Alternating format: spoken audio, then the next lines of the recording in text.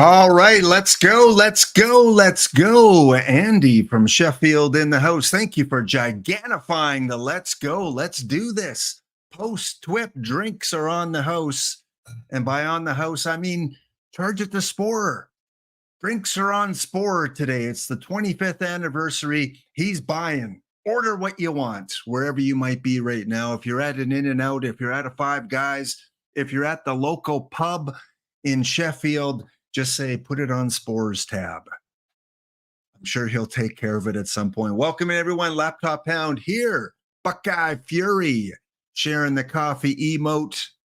Mondays, Tuesdays, Thursdays, ready to go, hyped up, energetic, caffeinated, not Red Bullinated though. There's no Red Bull in this household. Oh, no. It is strictly coffee. And today is a nice maple blend, a Canadian maple blend with some hazelnut creamer in it.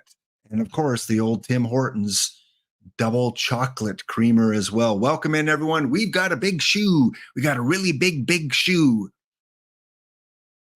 And if you're young, you're probably thinking, what? Shaq's on the show?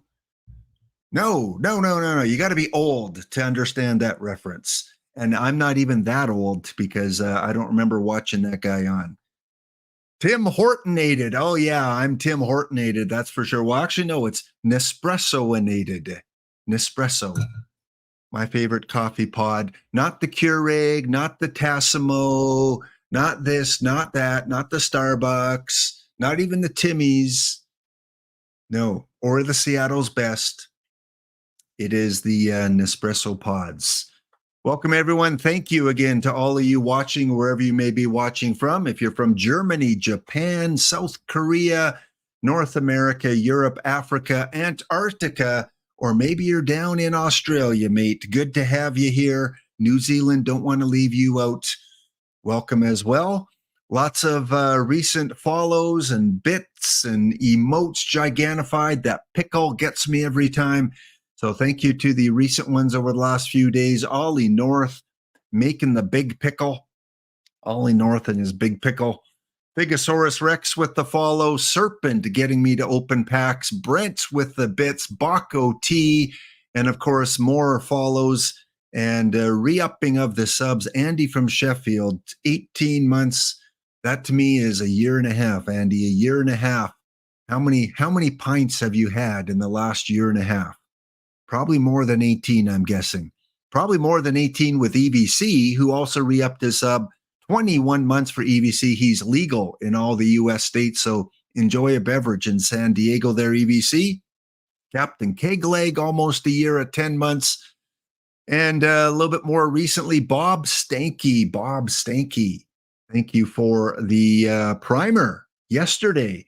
OOTP with the raid on Tuesday. Smiley Face Jane getting me to open packs. We got BJ. We got JM. We got Cynical, all with recent follows. And even this morning on the Amigo show, thank you to Mac Jax with the primer and Minerva with the raid. So thank you guys for joining in. Canados, my fellow Canadian, all the way from A to Z. Thank you, Canados. I hope you're enjoying your time. I think last I heard you were in Greece, a Canadian living in Greece, not the movie, not the Broadway play. No, actually living in Greece on the island.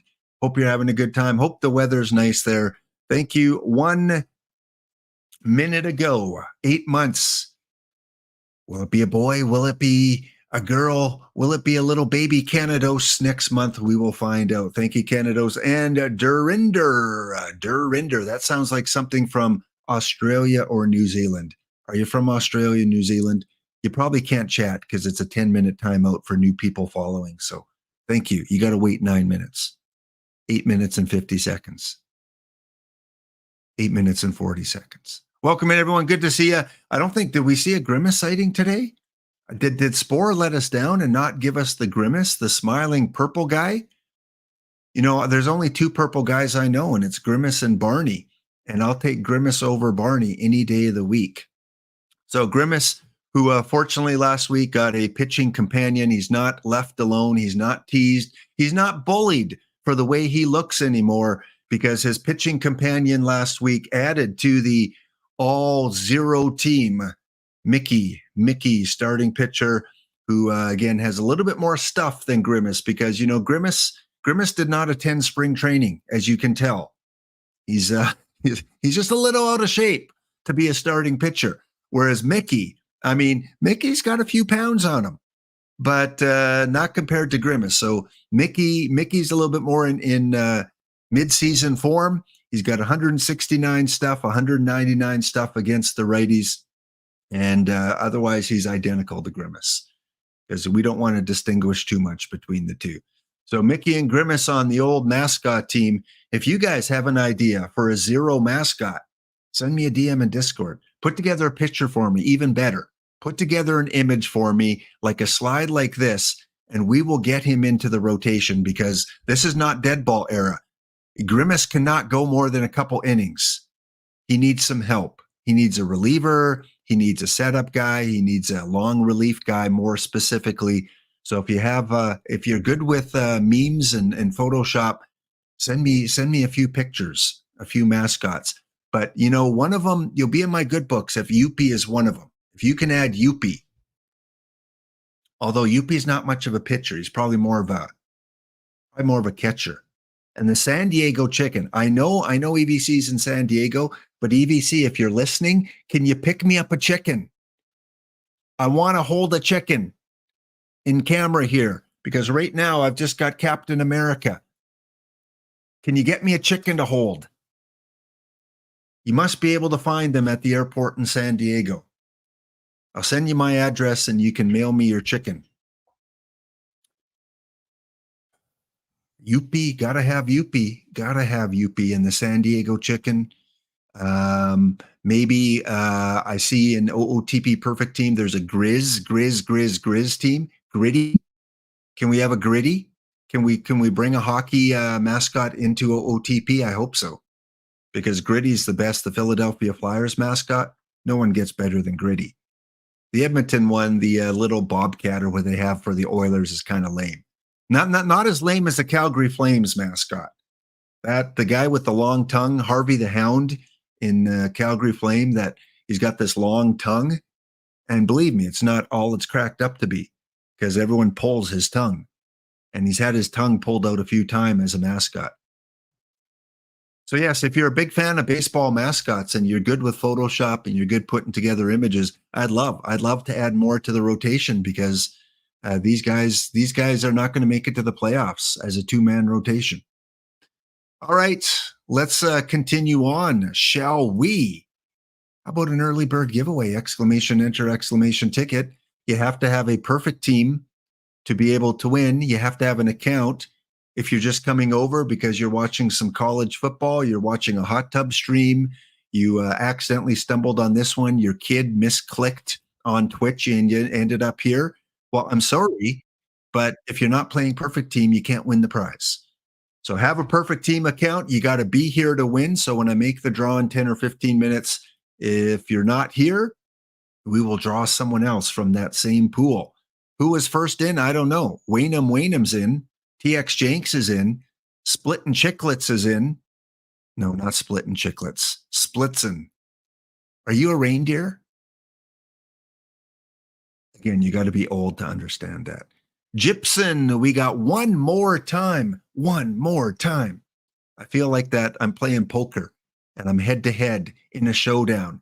I'm going, one more time. Drop that ace on me on the river. We got to get an affiliate or a community poker game. I'd love to play a community Texas Hold'em game, like for fun or for charity or for fun. No real money or anything like that. I'm not promoting gambling. So I'd kick your butts. I would. You do not know my tells in poker. You don't know my tells. If I'm holding a hand,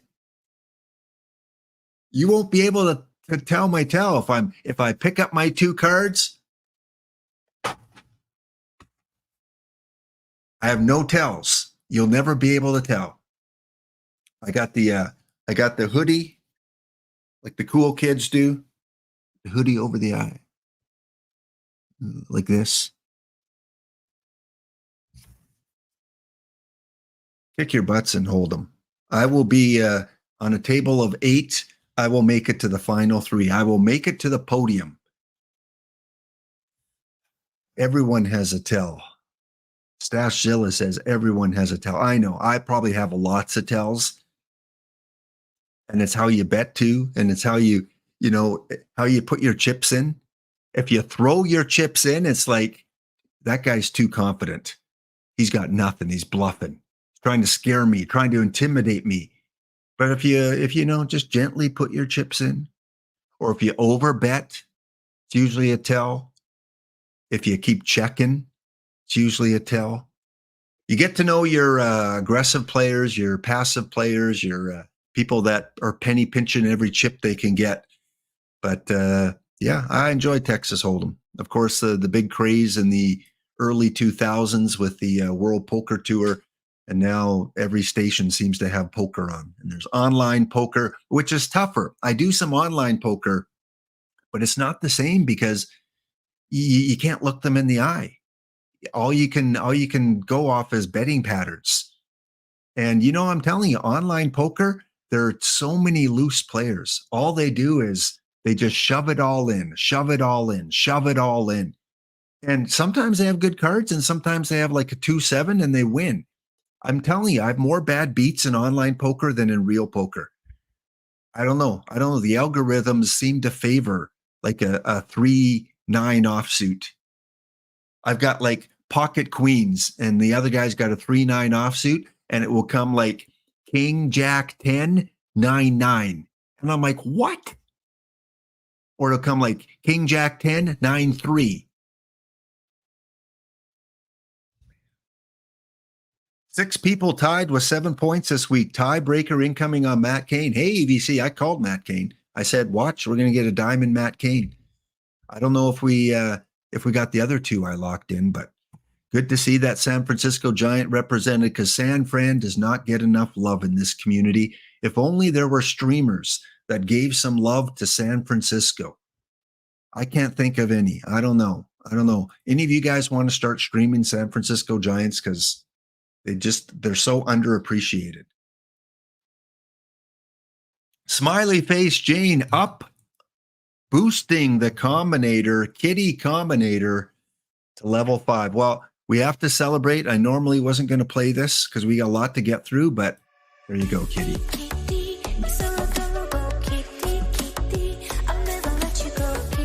Level 5 Combinator.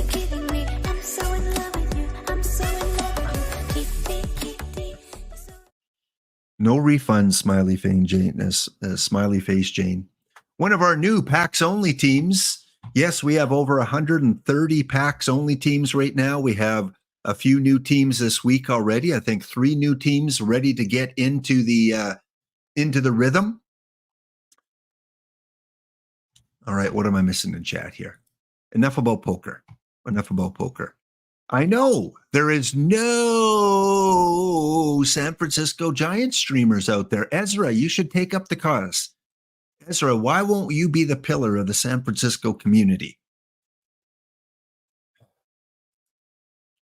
Starting a new account calling Schmerza Lenny. Was he on Laverne and Shirley? Ezra, did you ever make a guest appearance? No, you didn't? Ezra was never, sorry, OOTP Developments, Ezra was never on Laverne and Shirley. Do you at least know Squiggy? No, you don't? You don't know Squiggy? Ezra. Are the San Francisco Giants better than the Los Angeles Dodgers? No? Oh, you saw it here first, folks. Ezra Denny. Ezra, do you know any really good streamers that do like a 1950s Giants save? No. Oh, man. Ezra, can I have your credit card number? Okay, it figures. Hey, Max LP, welcome to the Connie Day Club. I've got a Connie Day. I just got my Marquise Grissom to level 5. So my latest 2 combinators in bronze, Andrew Jones and Marquise Grissom, are both level 5 combinators. But on my 1 combinator quick team, It's Connie Day. Who's on your one combinator bronze quick, Max? Is it going to be Connie Day now? Because that's who my go-to guy is. He is a stud. There's a few more I'd like to get, but they're tough. They're tough to come across. I'm surprised now. Like, are you guys that play bronze? Are you noticing? I don't know if it's they up the rate that you get to pull these cards, but for the first 3 months, you'd never see the meta cards, or very rarely. You would see like an Adam Dunn or a Jake Stahl or a Kitty Bransfield. You'd rarely see these meta cards in packs. And now in the last month, it's like everyone has a Connie Day combinator. Everyone has an Andrew Jones combinator. Is it me, chat? Or does it seem like the meta bronze combinators are becoming more prevalent? And maybe that's because there's more players in the game. Maybe that's because people are getting more packs. But that's crazy. I look at the bronze teams and it's like combinators of all the good players. Except that it's harder to find the pictures, I find. Max, I looked at your team. No, I looked at Dylan's team, old Dylan-o. Because I played him a couple times yesterday, and I beat him twice. I played him twice and I beat him twice, but that's beside the fact. He's putting together a really good bronze combinator team, especially with the pitchers. I think he's got Charlie Wilson. That's a good bronze combinator to get. Yes, the reunion tour. You're like the Newhart show. You can be one of the Larrys. You kind of fit like a Larry. OOTP Developments had it quite right. Yeah, that's Laverne and Shirley. Would you have the leather jacket, or no? You wouldn't have a leather jacket. You'd have a San Francisco Giants jersey on. Okay. Exclamation enter, exclamation ticket. The teams really looking for those cards are slowly drying up. Yeah, they're if you're a hardcore bronze combinator team, the older ones now, like the Connie Day and the Andrew Jones and those ones, a lot of people aren't the hardcore people aren't really looking for them now because they have them. They're kind of looking for maybe some of the newer ones, maybe Gary Gaetti, maybe some of the newer pitchers. I don't know if you're going after like a Don Drysdale because of his bat or DH. I couldn't believe it. It was like $5K. I picked up the Archie Vaughn combinator yesterday. I was looking over the combinator shop and it's like, man, where's my Jock Jones? Where's my Jock Jones? And he wasn't there, of course. I think one or two have been sold. But I noticed Archie Vaughn for 5,001, and I thought, that's a pretty good card. For someone that doesn't have a lot of combinators, you can get some really good deals out there. You can get minimum cards that maybe not top tier. Maybe it's not your Buddy Bell combinator or your Connie Day combinator, but it's for $5K for like an Archie Vaughn. I saw another one there a few days ago, or maybe it was yesterday.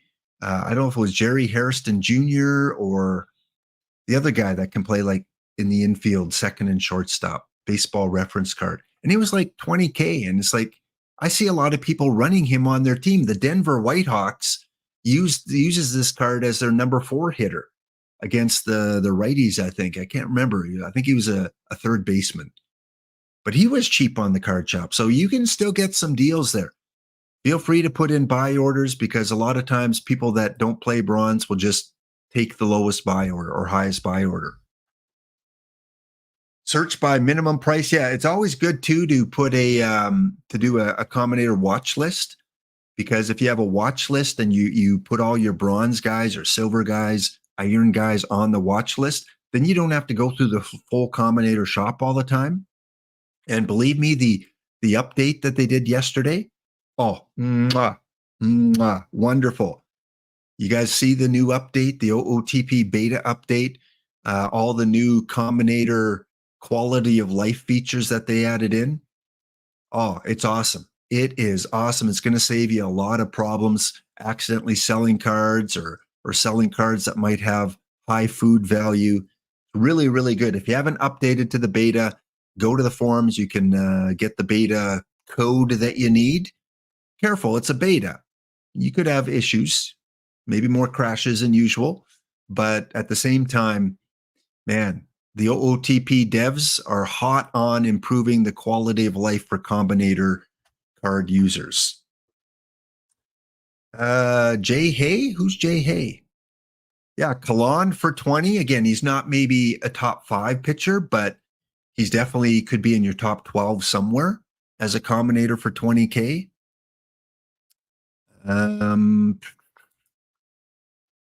Yeah, you can now put them in combi lists in the packs, in the pack show. So I think when you open up packs, I think there's an option there to do something as well. So yeah, that new update that came out yesterday, that was fantastic. All right, let's do our draw here. Exclamation enter, exclamation ticket. We have 76 entries closing off in we'll give it about another 20 seconds. Pierogi says you have a Gaetti combo. It's just the diamond one. Right? The Gaetti, the Gaetti diamond combo. Gaetti has 2 cards out there. Yeah, that bronze one looks really good. And the card that we got in the PTCS recently, that's a really good card too. Like, I think you might want to have him in your lineup, especially in the 1 Combinator limit. He'd be a good card to have on one side of the plate. I can't remember his name. Jerry Hairston. Yeah, Jerry Hairston. I think that might have been the guy on the card shop. He might still be there. Yeah, Hammonds. Hammonds is a guy. Been really impressed with 25's performance. Really feel it whenever you pop back into 24. Oh, I did that too. A great point there, Pronto. I went back into 24 and it just, 24 feels like it was made 4 years ago. Just because of it seems bare bones compared to what we have this year. Like usually the transitions from year to year are small little cosmetic, slight improvements. But if you go back into 24 and you play that a little bit, you go in and you enter like a tournament and you're looking for the pull down menu. Where's my roster builder? Where is it? Oh, you don't have it. You just click enter tournament and it uses your default roster. And then you go into the card shop and you're like, all right, which common? Oh, there are no combinators here. It just feels so bare bones compared to what we have now. Who is that player you said after Connie Day? You said no one looks for. There's Jake Stahl, there's Andrew Jones, there's Connie Day. Not that people aren't looking for him, but those that have a pretty stacked team already probably have those cards. Maybe a Kelly Johnson might be a new one that you might want to go after. I've had a lot of success with Kelly Johnson. Of course, catcher Bill Raridan. He's been out for a long time. A lot of people have Bill Raridan. I was one of the first to get him, and he performs awesome for me. I got a combination of Bill Raridan and the regular Joe Mauer, I think. Or no, I got Noisy Wallace for 5K. And I took out Joe Mauer and I put Noisy in because when you combinate Noisy, he gets up to a pretty decent batting profile. And plus he plays second base. And so I can use him as kind of a backup for Connie Day. So I like, there's a cheap Noisy Wallace, I think, on the card shop right now. That's another one that, for a few thousand, he's easy to combinate that you might want to be able to pick up. Yeah, Andrew Jones, yeah. All right, just coming off a break. So I was just jabbering here about the combinators, the newer ones that are out, the Gaetti, the Kelly Johnson, couple new pitchers as well. The J.A. Happ, a fairly new card. That's my favorite pitcher. I desperately, if you get a J.A. Happ, give me a call. You don't plan on using them. I think J.A. Happ is a combinated card. I haven't seen a lot of those on teams. So I don't think a lot of J.A. Happs have been pulled. But I think that's going to be a dominant card for a while. Noisy Wallace I picked up. I replaced Joe Mauer, and I got the Noisy Wallace combinator. He combinates pretty good for a batter, and he can back up Bill Raridan and play second base. He can back up second base. So yeah, I took out my regular Joe Mauer and I put in the Noisy Wallace. Gaudy's got one, of course. Yeah. Gaudy tends to get the cards really early and has got a pretty dominant combinator team. All right, let's do the draw here. Closing off in 5, 4, 3, 2, 1, and we are done. You got to be here to win. So if I draw your name, please make yourself present in the chat. And if you are a longtime community member, I probably have your username already. But if you're someone new, you'll have to send it to me. Right,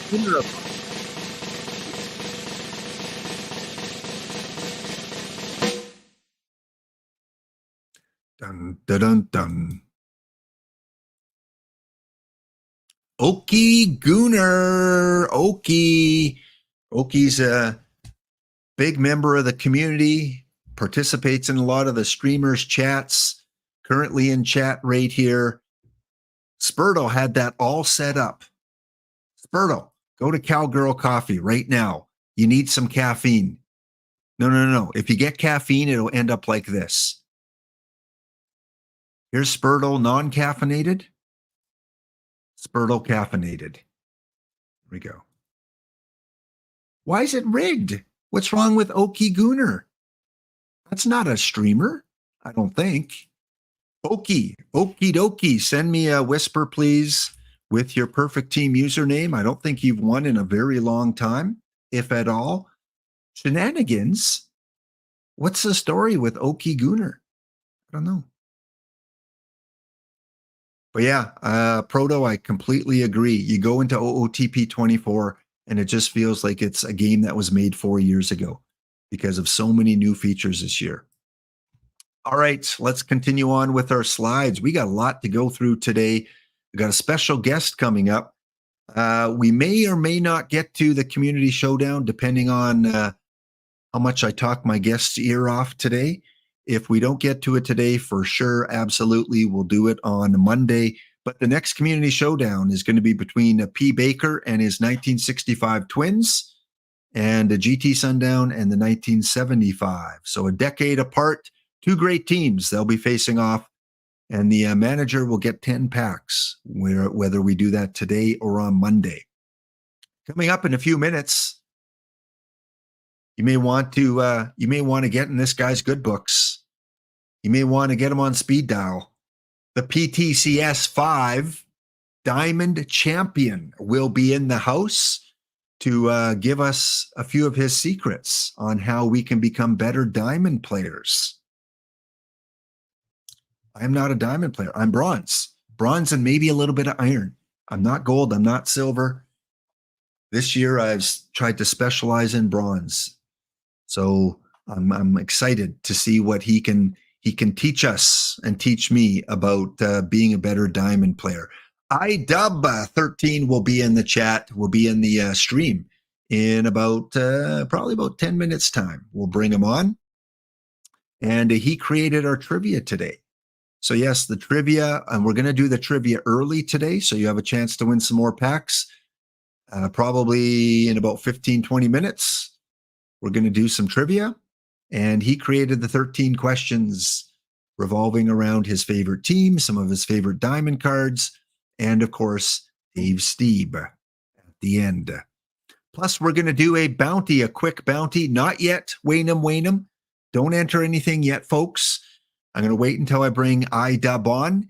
We're going to pick a bronze, probably bounty, limit one card combinator, and we're going to have 2 bounty prizes like we did with D-Block on Tuesday. And thanks to D-Block for bailing me out when my internet went out this time. I don't know what it is with D-Block. I've lost internet. I've lost connection 3 times, I think, in the last year. And I think all 3 have been when D-Block's been on my stream.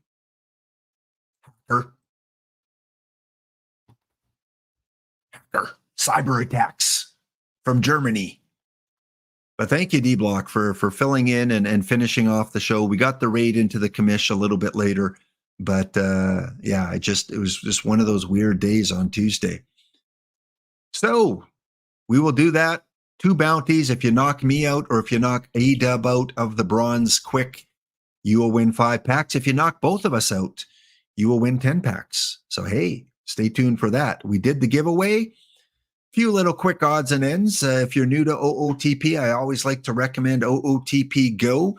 You can get it on your favorite blue, purple berry, BlackBerry device. No, it's not on BlackBerry, Android or Apple. Download it, $9.99. It allows you to do a lot of the things you could do on your desktop. Go into tournaments, open packs, buy cards, play the base game a little bit, all those kind of things you can do on the go, whether you're at the airport, waiting in line in Disneyland, or maybe you and your partner are having a disagreement and your partner says, can you just go away for 10 minutes? And you walk away and you load up OOTP Go. Not that I've ever done that. So yes, well worth it for me anyway. $10 saves me a lot of time. And they keep on impressing with the updates and the notifications. It used to be notifications a few weeks ago. It said, you sold an unidentified card. And I'm like, oh, who was it? Who was it? Or you've been knocked out of a tournament. Oh, which one? And now they get really specific. You've lost this tournament. You've won this specific tournament. You've sold this specific card. So again, kudos to the devs. The devs are not on summer vacation right now. They are hard at work, continually trying to give us better quality of life features. A-Dub woke up to 5 solid elimination notifications. Well, A-Dub, I can't bring you on screen now. You don't have the receipts anymore. Eliminated 5 times overnight. All right. Anyone out there anyone win 5 tournaments last night? You want to come on stream? I need a replacement. I need a reliever. Not what you want to post to encourage people to watch. Speaking of community guests, I love you guys. You guys are awesome. Anytime any of you want to come on the show because you feel you have something you can offer in terms of advice, in terms of helping new people, I welcome you. Reach out to me on Discord.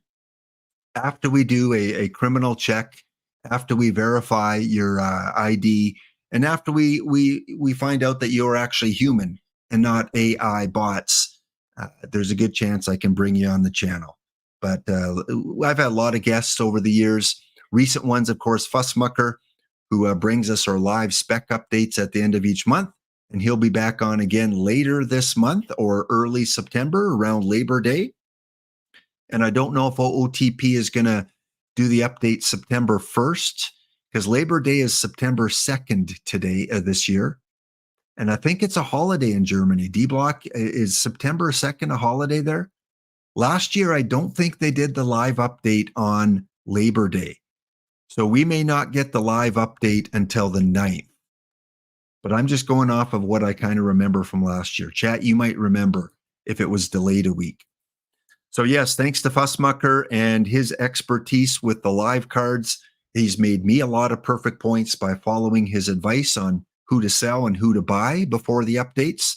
And of course, all of you guys in the community that continue to play the 6L and the 5L. We'll do an update a little bit later. And this was a very impressive run by the Port City Pirates last night in the 6L, set in 1993. Very rarely do I see a team win the tournament with only 3 losses. And 2 of those losses were in the first round. So shout out, hats off to Port City Pirate, who won 1, 2, 3, 4.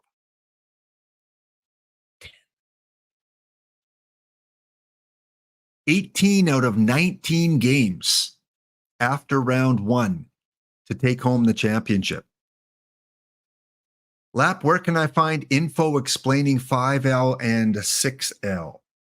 All right, let's give you a quick little tutorial. There's nothing really to explain. 5L and 6L are simply one of the daily tournaments.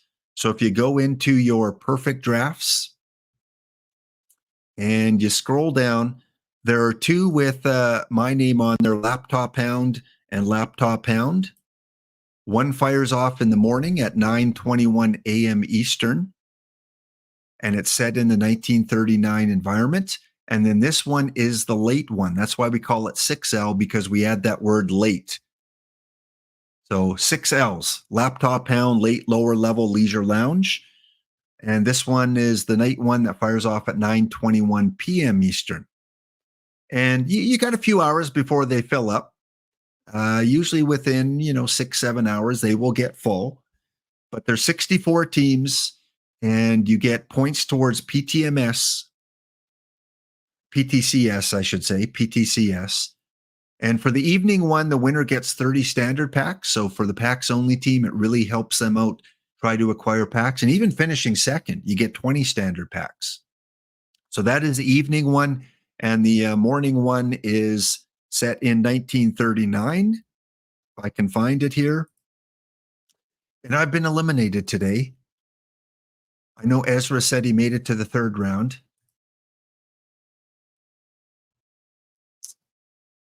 Let's let this load up. Yeah, Aussie Blues. I'm looking up at the chat. Aussie Blues. So Ezra, did you win round 3? Sorry to hear that, Ezra. Sorry to hear that. The Packs only team got 101. No, Machia. Are you freaking serious? Let's go. Or as I say in Canada, let's friggin' go, eh? When did you pull that? Like, did you just pull that today, this morning, a week ago? And which number is it? Just now. Oh. Well, you don't get just the applause. You get the cheer. All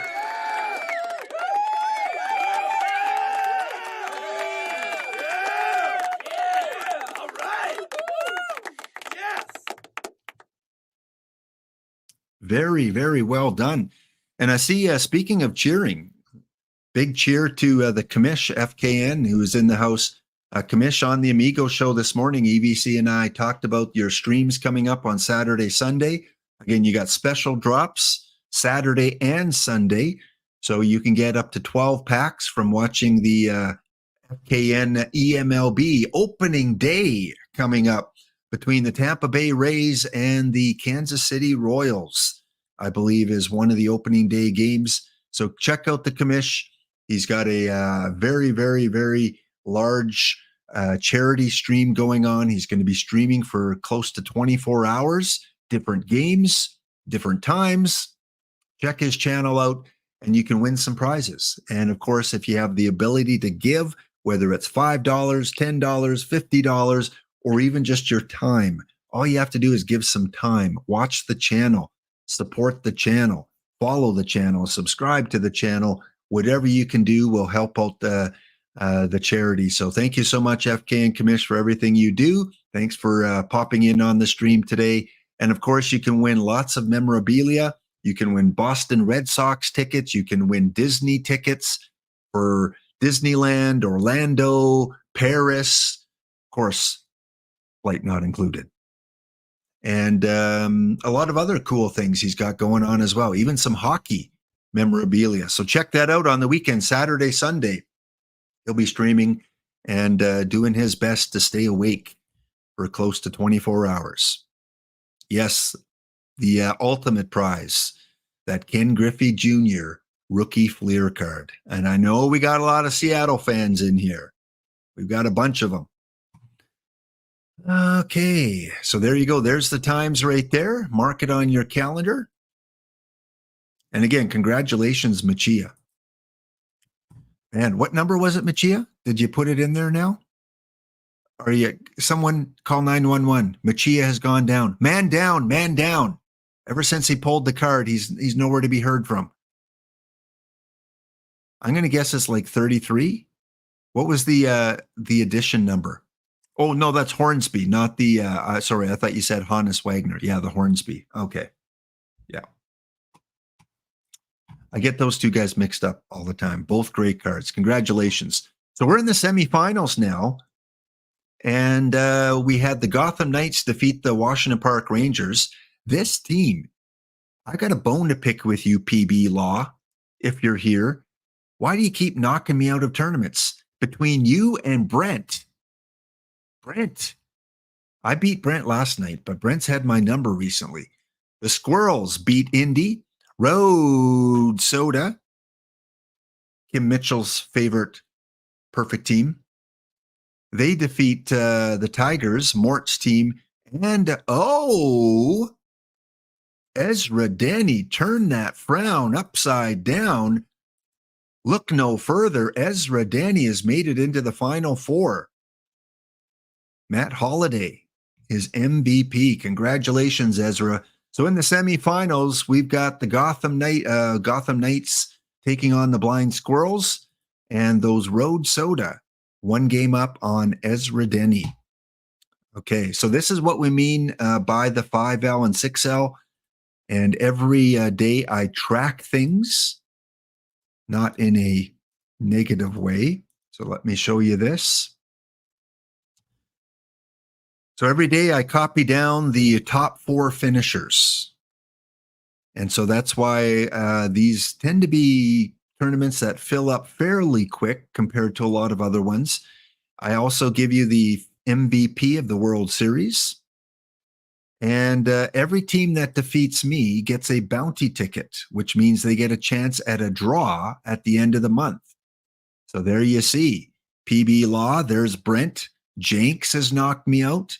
O's Bones has knocked me out a couple times. Sporer has knocked me out. Beetle Boy.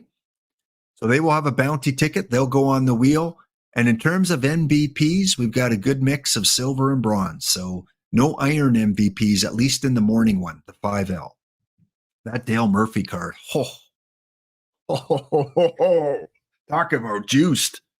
In the 5L and 6L, Dale Murphy all day, every day. If you get him as a low silver choice, you got to take him. I don't care who else is there. Miguel Sano, I don't care. You take Dale Murphy. And our leaderboard, the Black Knights, Ollie North, who won the 3rd and 4th day of August. He also won on the 7th of August. He's got 12 points, 11 points for the Assassin Squirrels, 8 points for the Parsons and for Sporer. And then there's A-Dub, D-Block, Marshall, Fairview, Washington, Stargell. Yeah, they're all in the top 10. And whoever has the most points at the end of August will get 20 standard packs. And right now, Ollie North has a 1-point lead. As far as the 6L, the evening one, we keep a separate spreadsheet on that one. Here are all your winners, starting with Banana Splits and working our way down to last night's winner, the Port City Pirates, who steamrolled through the competition. Tiger is there. There's Indy again with PB Law, Sean Sull. Lexington had a good 3-day streak, 2 first place and a 3rd place. So we see the leaderboard. Legends have a 10 points at first place. Passamaquoddy, McCodcar in 2nd. We are Marshall in 3rd. And then you see the other teams following suit. MVPs, we've had a 3 iron MVPs. Craig Biggio was an MVP once. Sam Jethro and Johnny Rawlings, and back-to-back tournaments. 5L, 6L, Dale Murphy was the World Series MVP. So there he is again. Great card. That Mike Hegan is a great card as well. We talked about Orville Singer before. He's been an MVP. So yes, thank you guys for participating. I am not doing as well. I have 1 4th place finish so far in the 6L. This one is the Power Years 1993. The DH is on, and it's a best of 5 until you get to the finals. Then it's a best of 7. And finally, our bounty spreadsheet. Every time I stream and we do a bounty tournament, I take the results and it's the race to 10. The first team to beat me 10 times, or the first team to win a bounty tournament 10 times will get 10 packs. And whoever knocks me out of the tournament will win 5 packs. You got to be here in chat, though, to claim the bounty. So there have been a few tournaments where the team that beat me was not part of the stream. Brynick has got a bounty. Brent has got a bounty. Clay Dog has a bounty. No one has 2 wins yet. Jenks, Clay Dog, myself, Pack, A-Dub, Brynick, and Tonk have all won one of these tournaments. So again, this is for the overall winner of the tournament, and the 5 packs are for the team that knocks me out. Today we'll have 2. So we're going to run 2 bounties with iDub and with myself. All right. Thanks again, guys, for being a part of these tournaments and having a lot of fun with me. Speaking of tournaments, a reminder that PTCS number 6 is currently underway. It'll run until September the 1st, Sunday, September the 1st, and then the totals will be verified. And if you're in the top 128, you're guaranteed at least a card. And every single card we've had as a guarantee, whether it's Paul Splittorff, Hammonds, even the Moustakis, have been real good usable cards in many situations. Also, coming up this Saturday, next Saturday, right? Next Saturday. Do the math. Yes, next Saturday. The PTMS, the Master Series. And our guest today is part of both of them. He is qualified for the traditional tournaments and for the draft as well. So, like I said, he's bringing the receipts. A true champion going to be in chat here. And one more time, shouting out Chess Safari. Chess Safari has graciously donated his time coming on stream, and he's also donated his ability in modeling. He has put together a chess ELO model. Don't bring me down, Chess Safari. And man, this guy, the hours and hours and hours and hours he has put into this model. He's made it available on my Discord. Come over to my Discord. I have to verify you, so you might not have access to all the threads right away, but I verify everyone that comes over, and then you should be able to go into this ELO modeling thread. iDub has been going to be testing it out. D-Block has been testing it out. B-Phil B has taken a good look at it. And if you want to just plug in and see which cards it recommends you use, go over and check it out. Modeling. I'm not a modeler. I have no clue, but Chess Safari's put so much time and energy into this. So once again, thank you, Chess, and for all of you that are kind of testing it out right now. All right. Coming up after our break, we're going to bring the man of the hour in, iDub, debut appearance on the laptop stream. I'll be back in 2 minutes' time.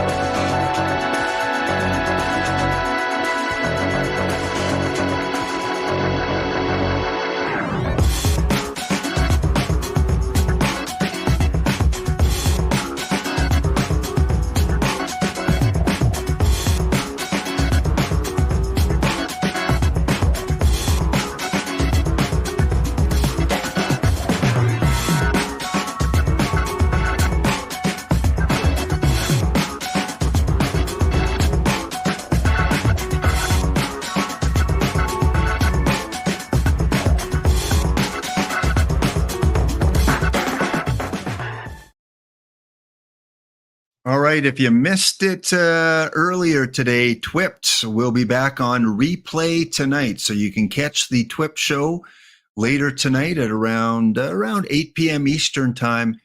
They put it back on the channel with drops. So if you didn't get your full drops today or you need your drops, go check out the replay of OOTP25 set number 4. Okay, let me just go through, make sure I haven't missed anything in chat. Looks very dish-like. I guess that's a compliment to both of them. Yes, sporting the very Anchorman-ish look.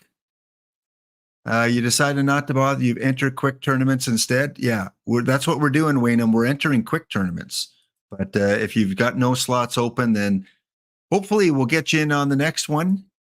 You had to order him stuff on Applebee's app. See what you did there, Ezra.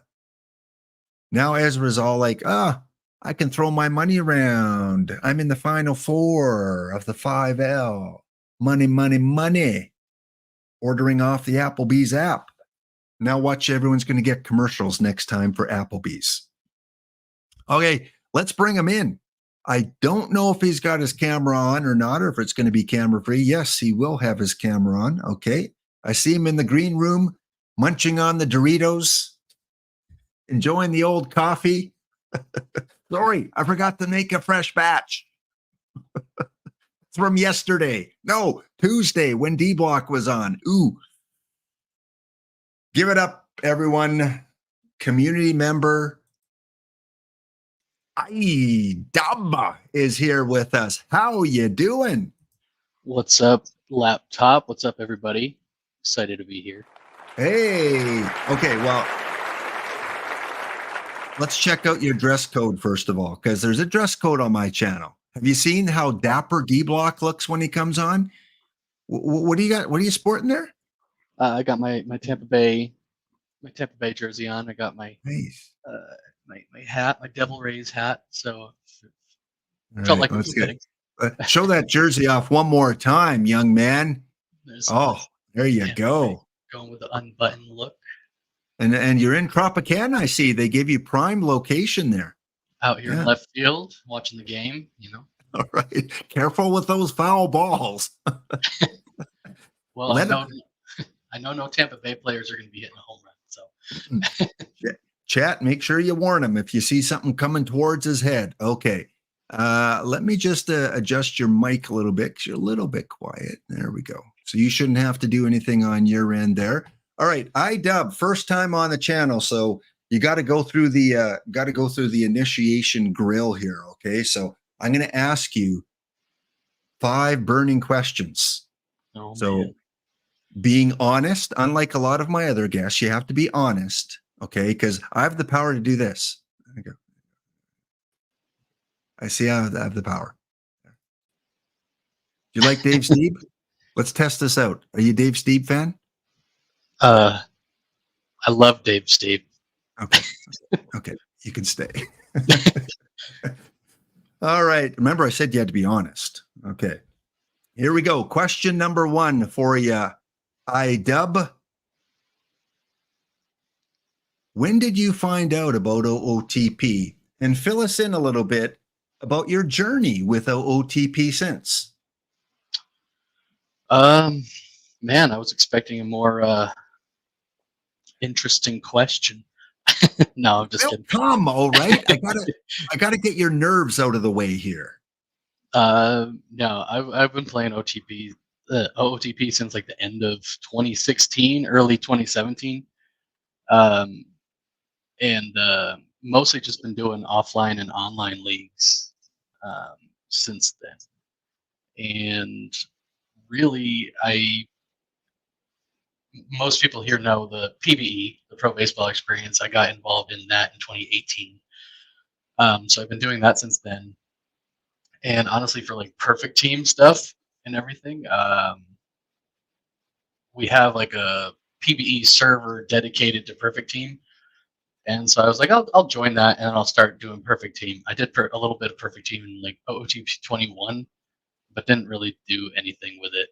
So really just that kind of experience with PBE led me to Perfect Team, and now I've been really enjoying that side of it. Still in some online leagues, still in PBE, and just kind of doing all that stuff. All right. And just putting up some of the chat messages there as we go along. You are also the White Sox GM in VMLB. What's VMLB? Yeah, VMIB, it's an online league that Minerva invited me to. I think it was like an offshoot of the EMLB sort of idea. A lot of the same kind of people are in there. And they had a team open. My team is absolutely terrible, but it's been fun. So it's pretty much true to life then, right? Yeah, it's a few years in the future, I believe, but just your kind of standard online league, to my knowledge. Not a ton of like super harsh rules or anything, but it's been fun. Oh, and the creator of VMLB, Cody K, he said he created VMLB back in the day. So you're part of that. Okay, Cody let's get on. created it. Wow. You know, for a lame question, you sure took a lot of time answering it. So you got on a roll. Okay, your nerves are wearing off a little bit. Let's go on. You've streamed before, right? I'm pretty sure I saw an AW stream. I try to stream when I can. With 2 kids and wife and everything, it's kind of hard, but I try. Yeah. Okay. Next up, question number 2. Even forget my own questions. What drives you? What motivates you? Why do you keep waking up day after day playing OOTP? Because, let's face it, a lot of times people play a game and after a few weeks, the buzz wears off, the motivation wears off, and they move on to something else. But this OOTP community in particular has such a hardcore, dedicated, day after day group. What is it for you that keeps you playing this game? That's actually a pretty good question. I really have loved the game over the years, and it started off as just kind of, I need to upgrade the next version to stay in my online league, so I'm going to keep playing, do the online leagues. I start like a 1998 Devil Rays franchise every single version. I don't know why I don't just carry it on, but that was always my online or my offline play. And as far as what motivates me now, I mean, just kind of the community in general has been really fun, and just kind of getting these tournaments and um, beating people like D Block or losing to D Block or Spore or just anyone here, just kind of interaction. Um, it's just really uh, awesome community, and in general, I love baseball. So just kind of diving into the numbers and everything like that, just kind of it's a game for me. So that's All why right. I like it. And in continuation with that question, how many eye rolls do you get a day from your partner for playing OOTP? Come on, be honest. No lies. Not too much, because I have my laptop and I can take it everywhere. When I was playing more like the show or Madden or something, I would get a lot more because I have to take up the TV and do stuff like that. Um, so surprisingly not. And then when I won the championship, she said hip hip hooray. So there you go. All right, chat. How many of your partners, girlfriends, wives, husbands, how many of them have ever said hip hip hooray? So Saturday was a good day for you. Huh? It was pretty good. Yeah. Yeah, It was stressful. It was stressful. Pretty good day. Yeah. Cody gets all the eye rolls, so he's taking the eye rolls for you. Well, if you don't get at least 3 eye rolls, 4 eye rolls a day, your partner's a keeper. So congratulations, you got a hip hip hooray. Not a seriously. Are you still on that game? I'm working, honey. I'm working. Okay. Next question. As of right now, be honest, no lies. As of right now, who puts the biggest smile on your face? Who gives you the most pleasure when you defeat them in a tournament? That's a good question, because I guess it would depend on the tournament. Um, I don't know if people know. I know he's Millstone in chat, or he goes by Enrique M. He was someone that I kind of got in a rivalry early on. We kind of talk in Discord a lot about our teams and stuff like that. So, and he plays a lot of low diamond like I do. So he was probably like my first main rival. Um, Underdog as well in diamond is always a fun one to go against. But since I've gotten to like the 5L and 6L and these bronze quicks as well, kind of opens up a new sort of thing. Apparently, I can't beat you unless I put up like 12 runs in an inning. But I'm yeah, not bitter. I mean, D Block recently, we've had some fights. It's been fun. Spore got some revenge on Spore after beating me the other day. Minerva always. We used to match up all the time, me and Minerva. But I mean, there's so many that I just kind of. It's fun to see people you know and you take them on and you hope to beat them, but you're at least happy they beat you. I'm never happy when anyone beats me. Never. And then on the opposite end of that, who is the person, the manager, the team, at least lately anyway, that seems to have your number that you just get so frustrated that they seem to take you out all the time? Well, honestly, it's the random people that I play against, and they have like the team that I would never throw up, and they always beat me. It's always those people, but again, it depends on the tournament. Like anytime I try and have a spot for the bounty, you never let me win anymore. Who never lets you win? Smiley face Jane right there never lets me win.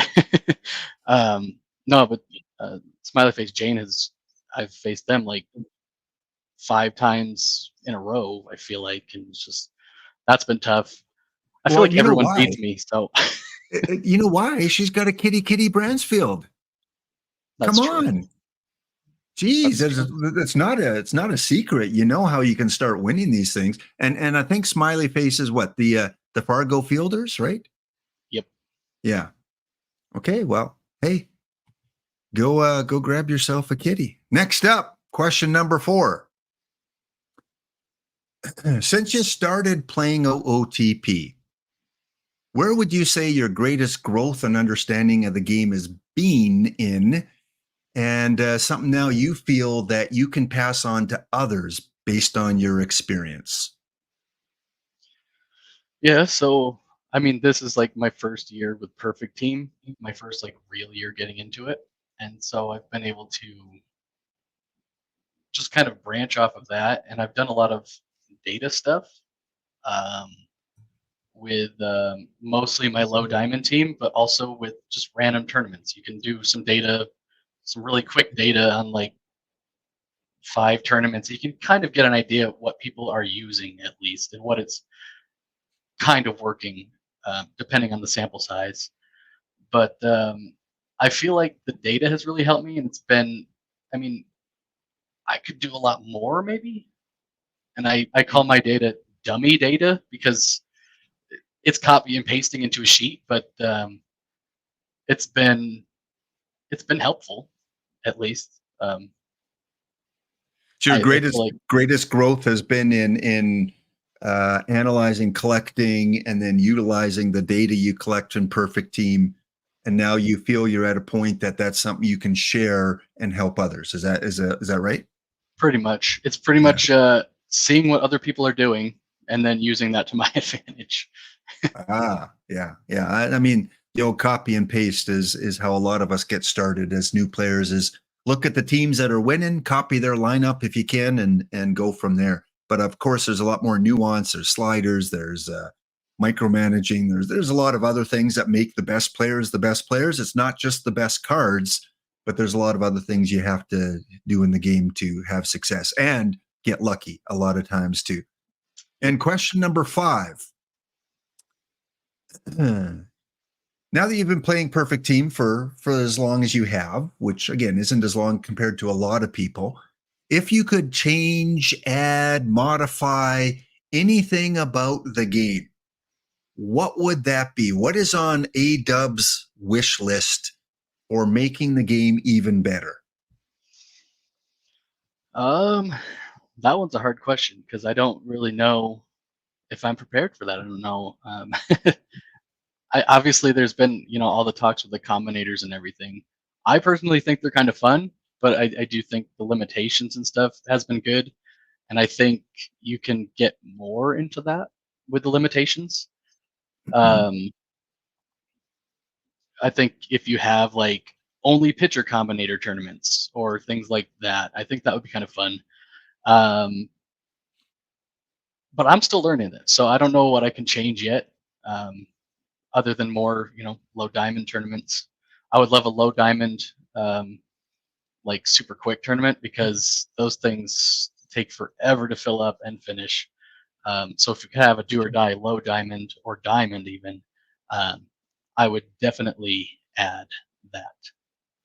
Yeah, I guess as your first year, you don't really have a lot of background in what the game was like before in previous editions to kind of see the evolution and what might come next. So you've kind of, I mean, this year you said is your first team year with Perfect Team. Pretty much. I mean, I've used it in the past, but I was like, I'm not gonna. And then I stopped paying attention after like a week or two. Um, it was fun looking back at like OOTP23 where I did sign up and I had a couple million points because I just didn't do anything. But yeah, it's pretty much my first year in Perfect Team. Well, why was it then? What got you so hooked? I guess engrossed in the game this year when you knew it was around, but you didn't really get involved with it. Was it something specific that drew you in this year, particularly?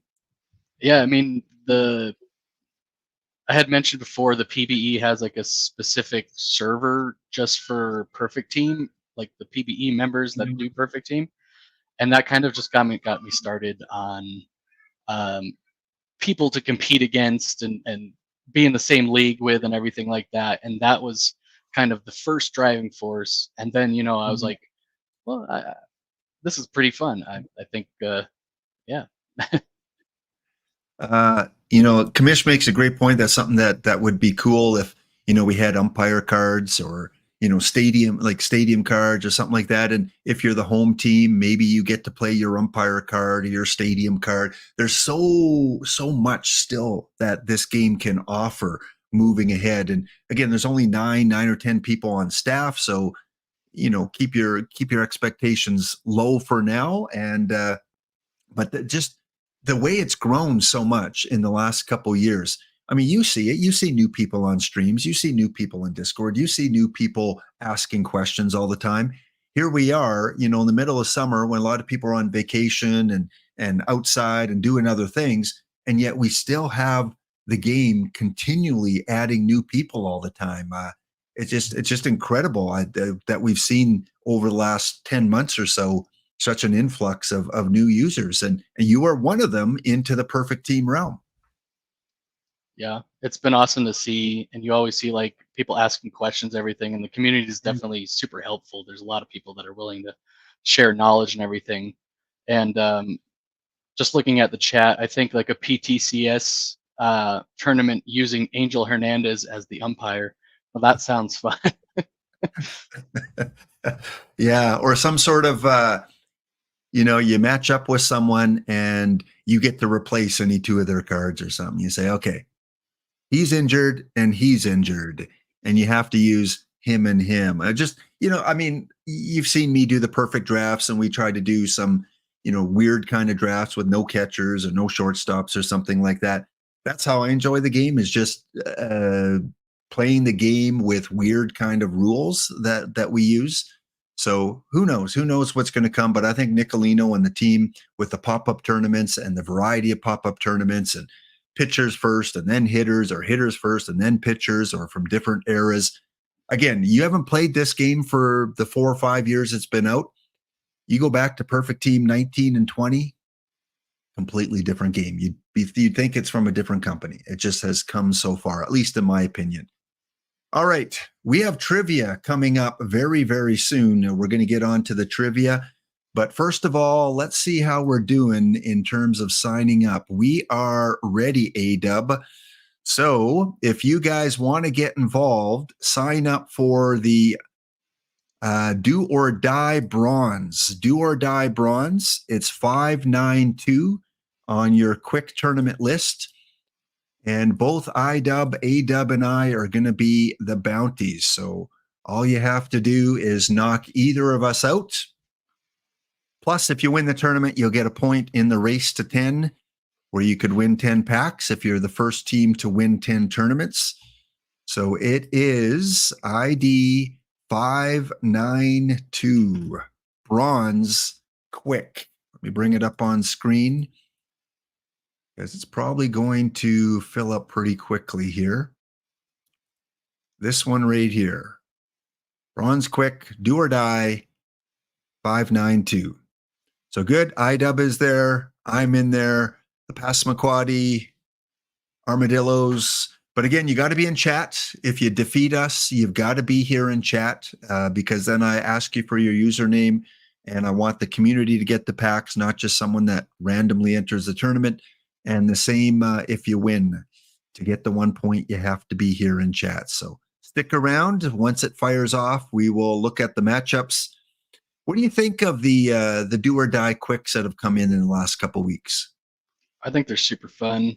They're obviously very random, but because my low diamond tournaments take so long to fill up and finish, I get to just kind of go through these Do or Dies as a sort of second thing. So I've really enjoyed them, and they're pretty much wide open. So anyone can win. Bad for like the players that are expecting like to win every tournament, but good if you just want a shot. And I think it's a nice compliment to the Bronze Quick that's already there, which is the double elimination, no limit combinator. So those that are stacked with combinators, they kind of fill up this tournament here and have their rivalries. And for the other one, you don't need a combinator for the Do or Die. All you have to do is enter all bronze cards, and you're in. So you can just kind of look for some of your better bronze cards, enter the tournament. And as A-Dub said, you don't have to have the best cards necessarily to win. There's a lot of randomness in this tournament here. So let's give the first round matchups, iDub. Then we're going to take a break, and then we're going to get into trivia. So I'm going to let you do the honors of reading off the first round matchups when it fires off here. Oh, man. Here we go. All right. And you get the cool little background. All right. Our first round bounty matchups are. So, as we were saying earlier, I match up with Minerva a lot, and I will be matching up with him this time. The Manly Men will be taking on the AWBs, and Laptop and his Gladiators net then will be taking on D-Block. So we're both right in that little section for the bounty, so that one should be interesting. We have the Waterford Crystals taking on the Washington Park Rangers, Sean Soul. We have, I believe that's Kitty Kitty with Atlanta Braves. TTC taking on the Madeline Knicks of Ben Costa. We have the Amarillo Armadillos with Kirkby taking on the Madtown Socialists from Claydog. Then we have Smiley Face Jane and the Fargo Fielders, luckily on the other side, taking on the OK Whirlwinds. Then we have the Trenton Minutemen. Looks like they'll be going against the Brentwood Guggenheims. Then the Wabanaki Passamaquoddy Macadcar will then be taking on the Little River Riverhounds of Cody K. Bring it, D-Block. I'm ready for you. Yeah, that's quite the side of the bracket that we got going on there. Minerva, you, me, D Block, and man, they're just looking at these logos here. There are some good teams. It's going to be a fierce competition. So the way it's going to work, if Minerva or D Block win this first game, they're going to get 5 packs. If both A-Dub and I win, then whoever wins out of that one, if they're defeated, you're going to get the full 10 packs because we defeated each other basically. So we're going to double the pack. So we're going to give 10 packs away regardless, as long as the winners are in chat. All right, A-Dub, before we take our break and come back with trivia, are you running a combinator here? Yeah, you're running the usual Sean Berry combinator. Haven't been able to level him up even more, but what did you like about him, or was he just someone you got cheap on the card shop just to have a bronze combinator? yeah, I got him at minimum a while back. When I first started my team in Perfect Team, he was like the best hitter. He was better than any of the diamond or gold hitters. He always led my team in average. So I was like, he works. So the combinator version looks pretty good, and we'll throw him in. All right. And of course, the armadillos will run through. I always like to check who people are running there. A combinator free. We've got, of course, the Atlanta Braves are running Elmer Smith as a combinator, fully combinated. Brentwood, don't know if they're in chat.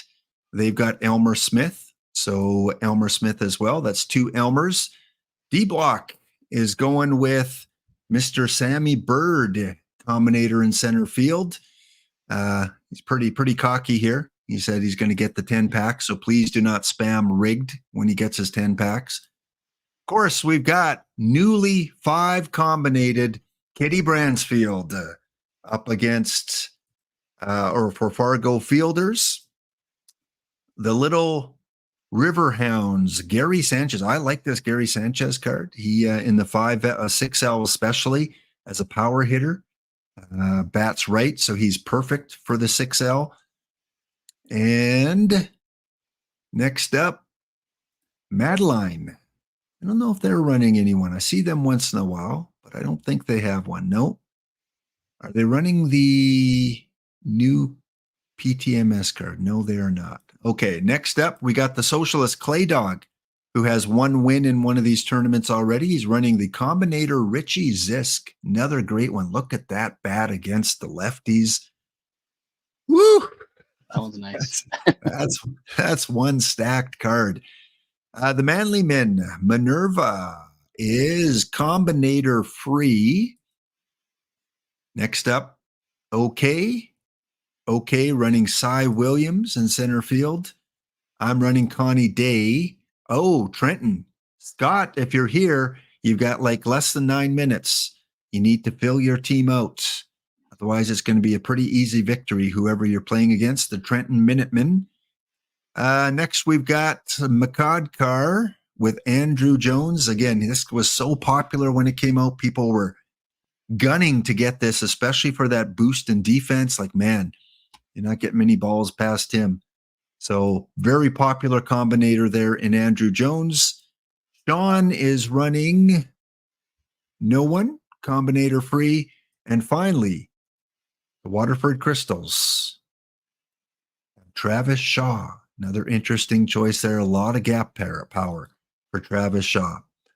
All right, IDEB, we're going off to a break. Get your trivia questions ready because when we come back, we're giving out some packs. We'll see you guys in 2 minutes' time.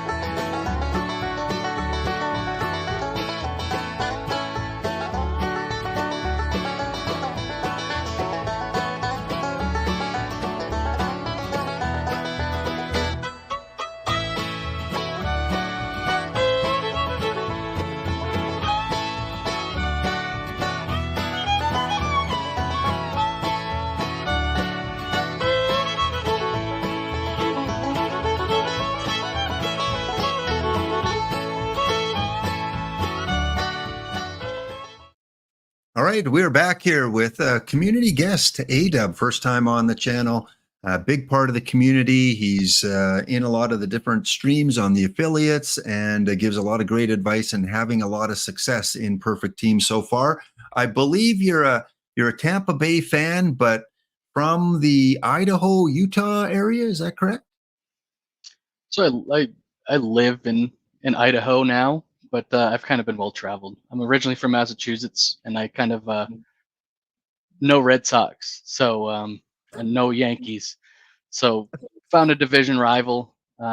Lived in Georgia for a little bit, and then now I'm out in Idaho. So, Oh, do you have a favorite city that you've lived in, like one that's a little special to you? hometown will always be special. Springfield, Massachusetts, home of basketball. That's always a good place. Really enjoyed time in Georgia, and then my wife grew up here in Idaho, so we moved out here. Happy wife, happy life. There you go. And you know what? Maybe if you come across Brent, buy you a coffee. You can hang out and you can talk OOTP. Brent, I believe, is from the Boise area. So yeah, it's just so cool getting to know where people are from and a little bit about them, because all we see is their name, their avatar. We see their team, but to actually get to know the people, that's what makes this game even more special. So we've got some trivia coming up here. A-Dub has created all the questions, so you've given me the answers. I programmed them all in. You should see the instructions screen right now on your Twitch screen. We have to shuffle to find out who is going to get the packs. We always give 5 packs to first place, and we're going to give 5 packs to, that's in there. You want to finish first, or you want to finish fourth? All right, first and fourth will each receive 5 packs. So how well do you know your Tampa Bay Rays, your perfect team, your Dave Steeb? We'll find out. Okay, I think we're ready. Can we get verification in the chat that they can see the instructions? Teddy O wants to know if you want what high school you went to. Yeah, I answered in the chat there. I went to Savvis. It was a charter school. Okay. Out in Springfield, Mass. A lot of people don't know that. Okay. But yeah. All right. Question number 1. I'll get you to read the question. It might appear a little different on screen because I had to cut some of the words out due to limitations of characters in this little app here, but it's pretty much the same question. So fire away, iDub. Yeah, I'll just read what I have. So the first question, obviously Tampa Bay related. The Tampa Bay Rays, they did start playing in Tropicana Field in 1998. But when did the building first open? Was it 1998, 1995, 1987, or 1990? All right. So when did the building first open? I believe the hockey team, the Tampa Bay Lightning, kind of got a team maybe a few years later. I can't remember when Tampa Bay Lightning came in, but yeah, cool to be a resident of Tampa Bay in the last 15, 20 years, because you've got some major league sports going there. Yeah, right? the Lightning. Answers are in? Yep. And what is the answer? So the answer is 1990 is when the building first opened.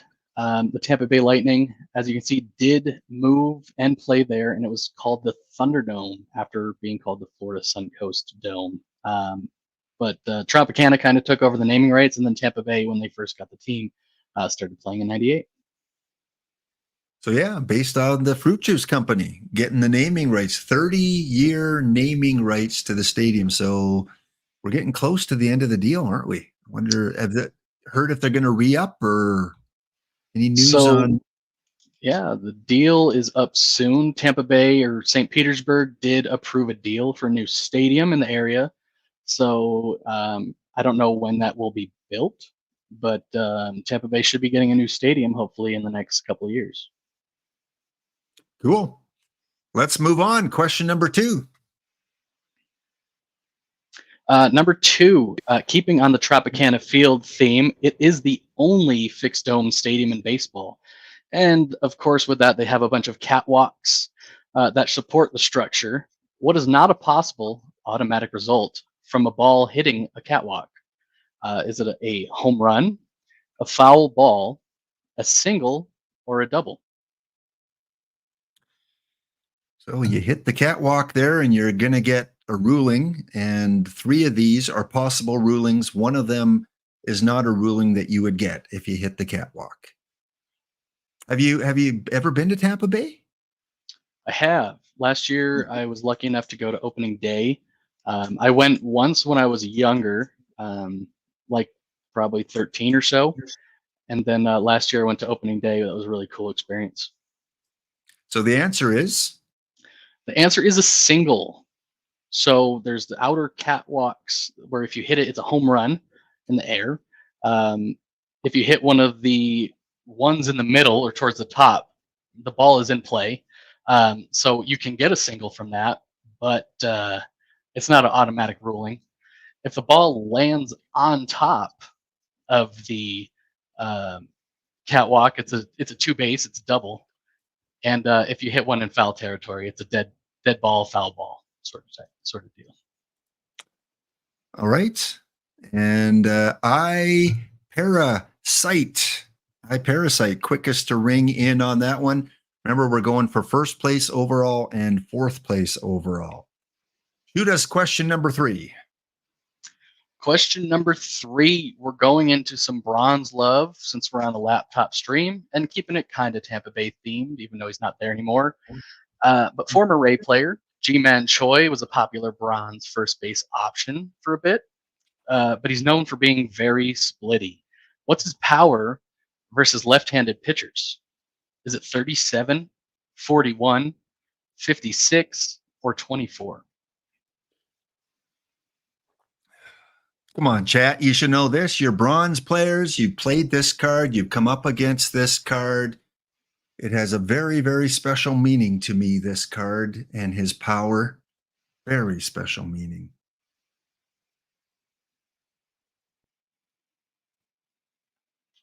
Maybe we need to give a little bit of a hint. Pitching flames on the mound, Dave Steve in his zone. He's got the city in his bones, throwing heat, striking out batters left and right, day and night. He's the pitcher with the mic, fastball sizzling, curveball breaking jaws, making hitters swing and miss. You weren't rapping there. Come on, A-Dub. Get with the program. It was, yes, number 37, Dave Steve. That was the answer here. 37 power, and that's usually something you wouldn't play in a tournament, is it? A 37 power card. Yeah, he definitely, you need to pinch hit for him. He's like the Berkman of bronze, pretty much. Yeah. And we did have an important question from the commish here. I think you need to answer it. If we're keeping it in the same thing with the Tampa Bay catwalks, you can never find me getting up there in my life, and neither on a modeling stage either. On the catwalk. Good old commish. Yes, good old commish. Catch him Saturday, Sunday. Special drops, 12 packs on his stream and have a chance to win some cool memorabilia. All right, after question 3, we have Machia Pet in first place. And in fourth place, we have VR Mind. Those are the 2 spots you're going for. Only 2 people got that question right. GT Sundown and good old Roy Washington. Have you ever been to Roy Washington? I've never been to Washington. I've been to a lot of states, but never to Washington, even though it's technically a neighbor now. So eventually. All right. Yeah. I guess you're not too far from Washington now. So go check out Cowgirl Coffee. I hear it's okay. It's okay. I don't know Question if I'd be 4. allowed to. What? Oh, excuse me. Can you repeat that? I don't think I'd be allowed to. Because you're not a Washington resident, or what? Well, from what people were saying in the chat, I don't think my wife would like it. She's not going to go hip hip hooray? Probably not. Oh, okay. All right. Before we get into further trouble, go on to question 4. Question 4, we're kind of changing it up here. I've been a long-time PBE, Pro Baseball Experience member, since 2018, which was season 5 over there. They're in the 40s now. And the community has a lot of members that have also taken part in the league, in the PBE. What was the name of Laptop Hound's now retired PBE player? Was it Hound Streamer? Was it Glenn the Hound Streamer? Was it Glenn Hound? Or was it Enrique Von Caliente? There you go. PBE legend. I don't know if Punk is in the chat or anyone else from PBE.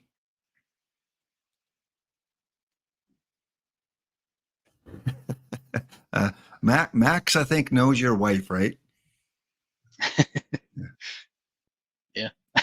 By the way, Max is from Washington too. So you got Brent on one side of you, you got Max, you got Spurtle on the other side of you. You guys can have your own little convention there in upper west, northwest America. Dr. All right. Dynastic too. Yeah. Ezra's a little lower, but you can make time to go down to California. What's the answer? The answer is Hound Streamer. Yep, there he is, folks. Legend, 2-time gold winner, made the playoffs all 5 years. He was with the team, second highest career WAR with the Brew City Bears. Go Brew City. Wildcat Bandit, if you're in the stream, you were my teammate for, I think, 3 of those years in PBE. Had a fun time over there. And there's just so many great online leagues. Now I'm using Glenn Streamer over in EMLB, making his major league season debut, I hope, on Saturday on the Commission stream. Yes, well, if they guessed EVC's player, then please unfollow. Please unfollow. No Heimdall fans over here, please. Minerva, quickest to ring in. Cub fan Steve remembers that. GT Sundown. Okay, let's go. Oh, by the way, here's the Choi card. I forgot to show you that 37 power. So you definitely don't put him against the lefties. You want him on the righty side. Okay, next. Okay, so little break, but we're going back to Rays trivia. Which one of these well-known players for Tampa Bay played the most seasons as a member of the Tampa Bay Rays / Devil Rays? Was it James Shields, Evan Longoria, Scott Kazmir, or Carl Crawford? By the way, people are inquiring minds would like to really know. Does Idaho allow Applebee's over there? Do you have one? There's not any near me, and there's not in any of the nearest cities in Utah. So I assume you'd have to go up 2 hours or down 2 hours to probably get to one. So what's the best burger joint that you can go to in your area? None. McDonald's? Grill Your Own, I would probably say, is the best. We have Burger King probably has the best burgers in the area, which is kind of sad, but yeah. You're not a fan of the Big Whopper? I like Whoppers, but it's Burger King. It's never the best. Exactly, yeah. Do you guys have down there the candy Whoppers?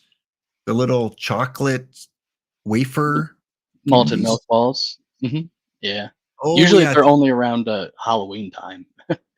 Oh. Do you guys call them malted milk balls? Or are they called Whoppers there? They're called Whoppers. There? Okay. I didn't know if that was a Canadian thing. Well, which player has played the most seasons with Tampa Bay? So, this one, I think there's probably a couple options that make sense, but the one that probably makes the most sense and is the answer is Evan Longoria. Played 10 seasons with Tampa Bay. Were you a big fan of Longoria? Yeah, he was the poster child of Tampa Bay, and they actually kept him for 10 seasons, which is very rare for a Tampa Bay player. Carl Crawford was close with 9, and that's whose jersey I have on now is a Carl Crawford jersey. Oh, nice. but yeah, loved Evan Longoria and some of the moments he gave to the team. Well, that proved to be an easy question. 17 people got that question right. So that's going to increase a lot of people's scores. In first place is GT Sundown, first overall.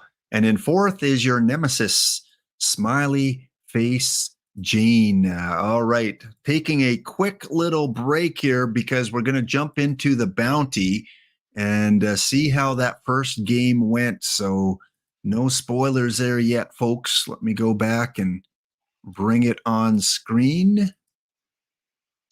And it's funny reading the chat. TX Jenks asks, is he related to Eva Longoria? And I don't believe there's any relation, but in like some big games or whatever, people would chant Eva to kind of try and get in his head, calling him Eva Longoria instead of Evan Longoria. Yeah, I'm sure he got that a lot because he played a lot during the Desperate Housewives, craze that was on TV. All right. Well, are you seeing what I'm seeing? It looks like someone will be hoping to get 10 packs from one matchup.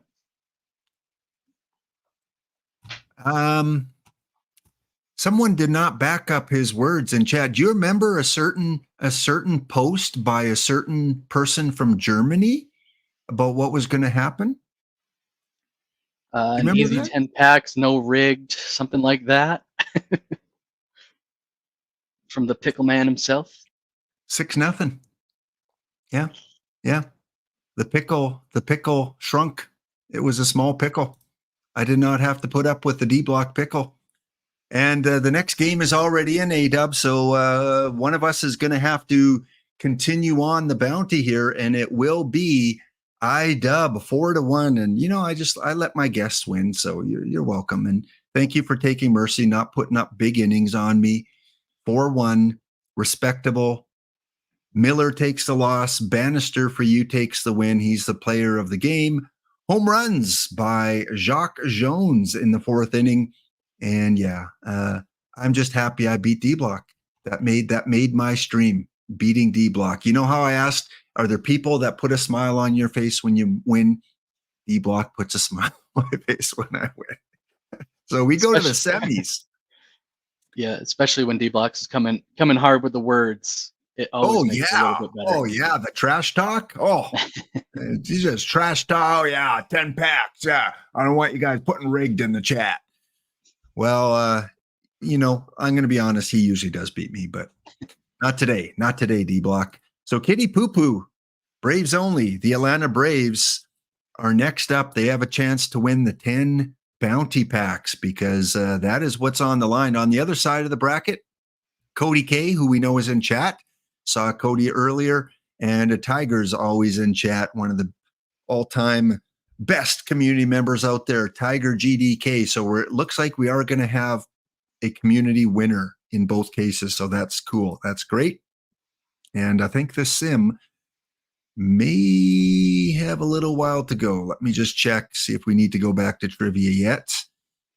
Mini bronze. Is it this one? I don't know. Usually it keeps your most recent one at the bottom there. Yeah, 592 it should be. Yeah, this is so long it cuts it off. So yeah, it is this one. So yeah, we still got over 6 minutes. So we'll leave that aside and we will get back to trivia here. All right. Good thing is Kitty used his Ray Caldwell already, so it can't beat me with my own favorite card in bronze. Oh yeah, you are a big. I'm going to be honest. I got a Ray Caldwell buy order in. So thanks to you, I'm going to trust the experts here. So Kitty with the Braves. Ray Caldwell went in game number 1 and got the victory. 8 innings pitched, 3 hits against, 6 strikeouts. Good call there. Good call. And again, if it's a no DH tournament, he's got the bat to back it up too. So yes, one of the new great cards. There's another new pitcher that came out, I think, the exact same time. Do you remember his name? Bronze guy. Chat, help us out. Another pitcher that came out, I think, the same day as Caldwell that some people are using. So it's going to be Mike Morgan going up against A-Dub's Charlie Wilson. You know what? I think I'm going to favor Charlie Wilson in that. I like Charlie Wilson. Okay, let's go back to trivia. Bring that back up. Fire off the next question. Okay, we are on 6, and we are going kind of MLB/Tampa Bay stuff. Which current MLB manager has never played a game or in a game for Tampa Bay? Is it Rocco Baldelli, Kevin Cash, Alex Cora, or Stephen Vogt? Has never played in a game for Tampa Bay. So he might have played against Tampa Bay, but not for Tampa Bay. Who's the current Tampa Bay manager? The current one is Kevin Cash. He's the current manager of Tampa Bay. Okay. But did he play for them? Was he what was he, a catcher, Kevin Cash? He was a catcher. Yeah. All right, who's the answer? The answer is Alex Cora. Alex Cora, current manager of the Red Sox, I believe, never played for Tampa Bay. Stephen Vogt started his career. I see that's the second most, or the tied most popular. He started his career, played like 17 games for Tampa Bay his rookie season. Cash played about the same kind of number of games. And Baldelli was kind of supposed to be the next big thing in Tampa Bay, and now he's doing his thing as a manager in Minnesota. All right. Well, you know the routine on this. Anytime we play trivia and a certain community member gets the answer right the quickest, they get a little celebratory.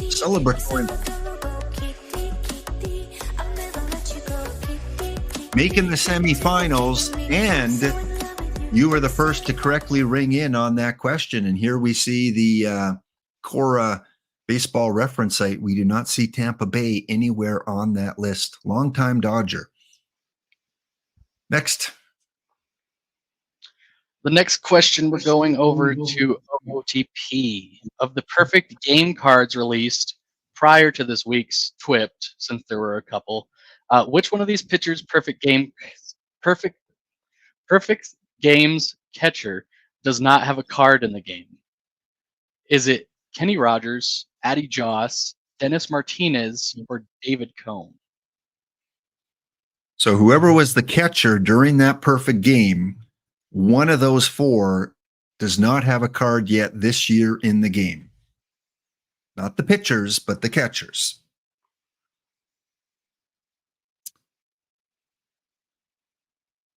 So we got a Yankee, we got an Expo. Well, shoot us the answer. So I'll work down on this. Kenny Rogers had Ivan Rodriguez as his catcher. Addie Joss had the new Charlie Bennett catcher, I believe. Dennis Martinez had Ron Hassey, and David Cone had Joe Girardi, who is not currently in the game. And there you see the screenshot. Joe Girardi's in the search engine there, and no card comes up. So we've got about 6 more questions to go, and then we're going to get into the diamond analysis. That's the main reason I brought A-Dub on here, is to give us some clues, some hints, some advice on what to look for in the diamond players, specifically low diamond. That's kind of his jam, is the low diamond area, but he knows his diamond cards really well. PTCS 5 champion in diamond. Fussmucker, quickest to ring in. And he is currently in first place, and in fourth place is Cubs fan 23 Steve. They are in the money positions right now. Question 7. 8, right? Or 8. Is it 8? Okay, 8. I think we're on 8. So speaking of diamond, which one of these diamond two-way players that you can use as a two-way has the highest control rating as a pitcher? Is it Ned Williamson, Cool Papa Bell, Cade Horton, or Bryce Eldridge? Highest control rating as a pitcher.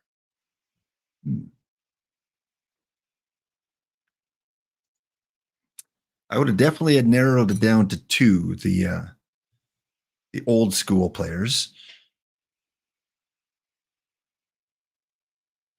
Coots is too poor in diamond. Well, you must have a lot of diamond. We're gonna do the bare bones with my team because I do have some diamond cards. So he's gonna help me pick the best ones that I do have. But it is expensive. If you want the full meta team that he's going to show us later, he will show us his PTCS championship roster.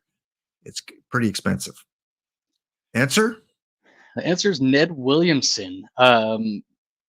The much maligned diamond Ned Williamson surprisingly has a super high control, but 0 stamina, so you can't really use him as a pitcher.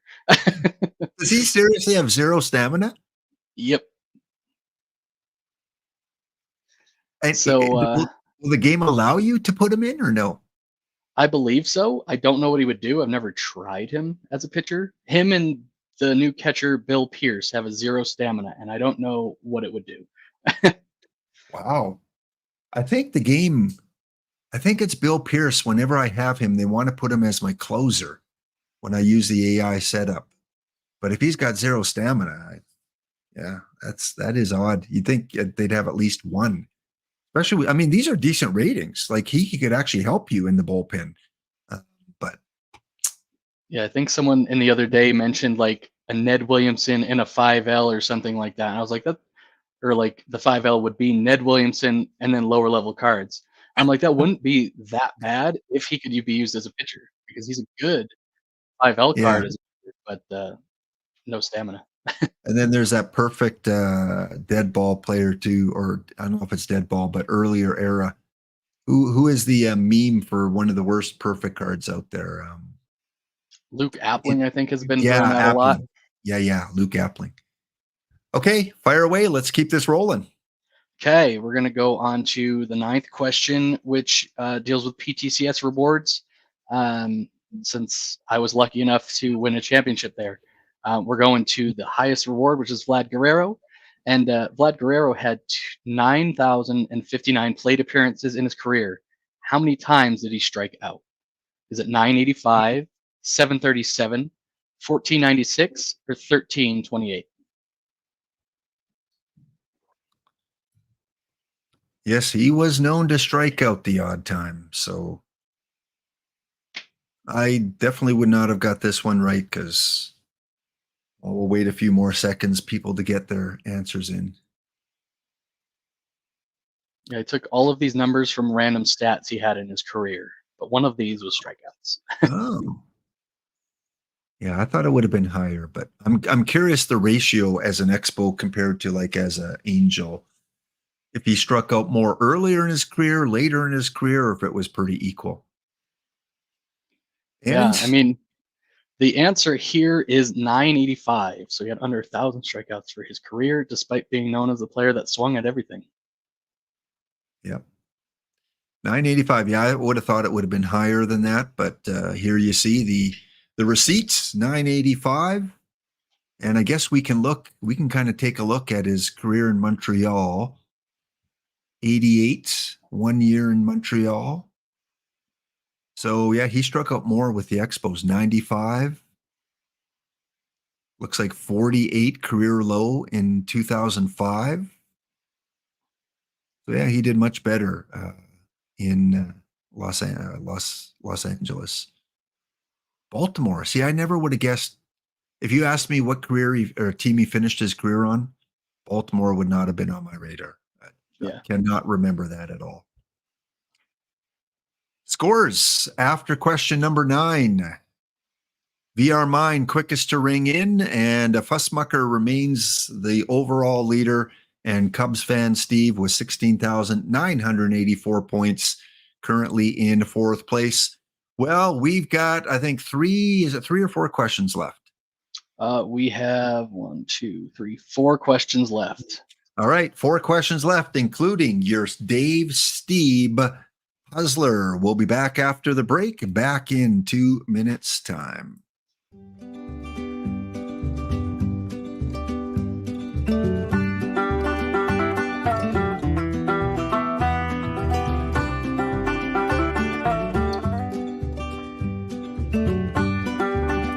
Hello was your day, sweetheart? It was fine, but my neck is a bit sore. Mine too. Do you think it's our mattress? No, I'm quite certain it's the human beings sitting on our backs. RCMP, Royal Canadian Mounted Police. RCMP, Royal Canadian Mounted Police. We wake up in the morning and we comb our hair, put on our Mountie underwear, protect the country at any stake, playing with horses on every lunch break. Hey, Buttercup! Come play, Buttercup! Canadian pride we represent. We usually wear gray, but you know it's the best when we wear red jackets and fancy hats. Watch us bust a move in our Mountie pants. Go, Daryl! You've got soul, Daryl!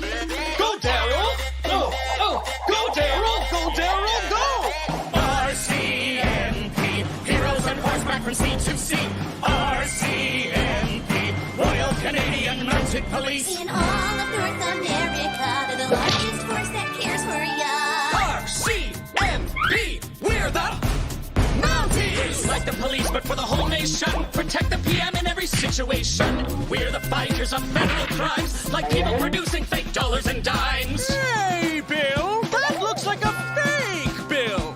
In certain regions where the local cops protect the streets and make the crime stop, for others we guard their highways the best, enforcing safety in our flashy vests. RCMP, Royal Canadian Mounted Police. RCMP, Royal Canadian Mounted Police. We're the mounted Mounties and we draw the line on dangerous stuff from other countries to mine. Protect the nation from all around and keep the borders safe and sound. Good night, border. Sleep tight, border. RCMP, heroes on horseback from sea to sea. RCMP, Royal Canadian Mounted Police. In 1920, they became the crime fighters that saved the day. All right, a little treat there for the subscribers that don't have the ads. And Cubs fan Steve, a little bit of a tip of the cap to you, my friend, for being my longest time subscriber on this channel here. Well, speaking of police, Kitty Poo Poo, you got robbed. You need to call them up because iDub, after complaining that he gets knocked out in all these bounties, has now made it to the finals, and he's got one team left in his way. If iDub wins, he gets the win on the spreadsheet, and he gets the 10 packs. If OK wins, he gets the 10 packs. Either way, we're awarding 10 packs here. So good luck to both of you. It's a best of 3 final here. And so iDub is going to be going with Paul Splittorff. Man, to have him as your number 4 pitcher, what a luxury. And then maybe CJ Wilson. And for the Whirlwinds, they're going to be going with, okay, Paul on Paul. We got a Paul, double Paul. Yes, rub your eyes. You're seeing a double Paul going at it. A 4-man rotation, so unless they change things around, they are going to be in a little bit of trouble because, well, Pipkins might be ready to go. Trout is ready to go. Maybe Eovaldi. So, yeah, they will have some options as long as those 3 pitchers don't pitch in this game. So they've got lefty-heavy rotation here. They got a lot of lefties in their lineup. So good luck to OK. Take them down, OK. Okay, let's... I'm rooting to be beat. You're what? I'm rooting to be beat. I don't know. You've been on a pretty good hot streak here. I mean, you've taken down some really, really good teams so far. Like, I mean, top echelon teams. Real high end. And me. You've taken me down too. All right, let's go to I next didn't one. want to say it. Okay, Right. Next question. We're staying, the PTCS was Olympic themed, so we're kind of staying in that realm. The USA hosted the Olympics back in 1996 in Atlanta, and the US won the bronze medal. What's the highest rated card for a player on that 1996 USA Olympic team? Is it 100, 92, 97, or 83? Yeah, real cool question. So one of the U.S. members has a card in the game. I'm curious how many players on that team actually went on to play in the major leagues. You know offhand? There was quite a bit actually that Yeah. played. I forgot to send a screenshot of the roster. So that was when they were only allowed amateurs in, right? Not professional players. Yeah, I believe 1996 was the year that they started that. Um, Oh, okay. and before that, they allowed major league players. Well, do tell. Who was that player with the highest rated card? So the answer is 100, and the player was Troy Glaus. Troy Glaus was on the 1996 Olympic roster. Um, a lot of the players on the roster did end up with major league experience. R.A. Dickey is another example.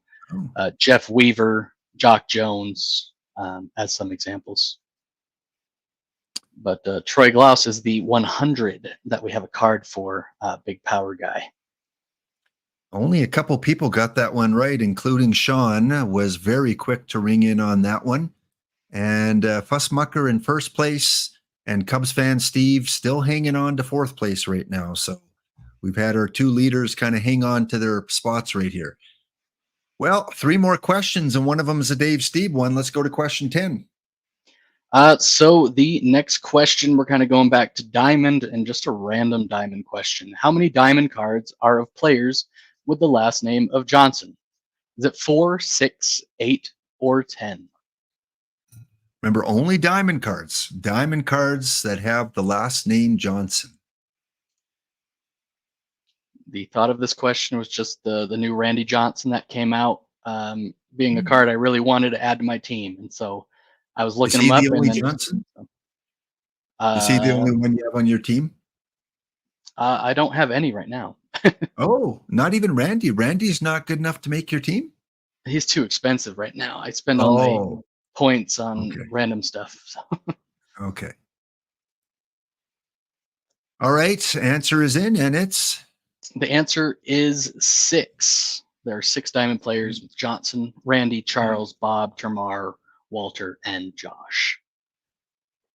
yeah, real cool question, especially since you're the diamond player here. So with 2 questions to go, in first place is Fussmucker, and fourth place is changed around a bit. GT Sundown has squeaked into fourth place by just under 1,700 points, somewhere around there. So we got 2 to go. And we always know I talk about my favorite player growing up. So iDub has put in a question about one of his favorite players. So shoot us the question. So yeah, one of my favorite obscure players that played for the Devil Rays. Wait. Are you saying Dave Steve is obscure? A little bit. I mean,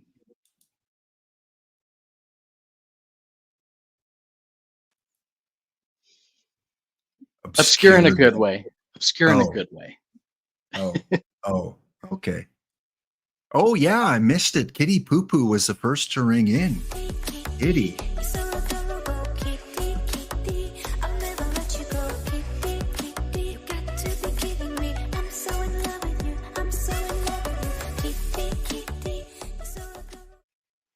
All right, tell us about your obscure favorite player. Okay, also obscure in this way, multi-sport athlete. One of my favorite pitchers, Mark Hendrickson. How many points per game did former Devil Ray Mark Hendrickson average in his stint in NBA basketball for his career? All right. Points per game as an NBA basketball star. 1.3, 6.9, 3.3, or 0.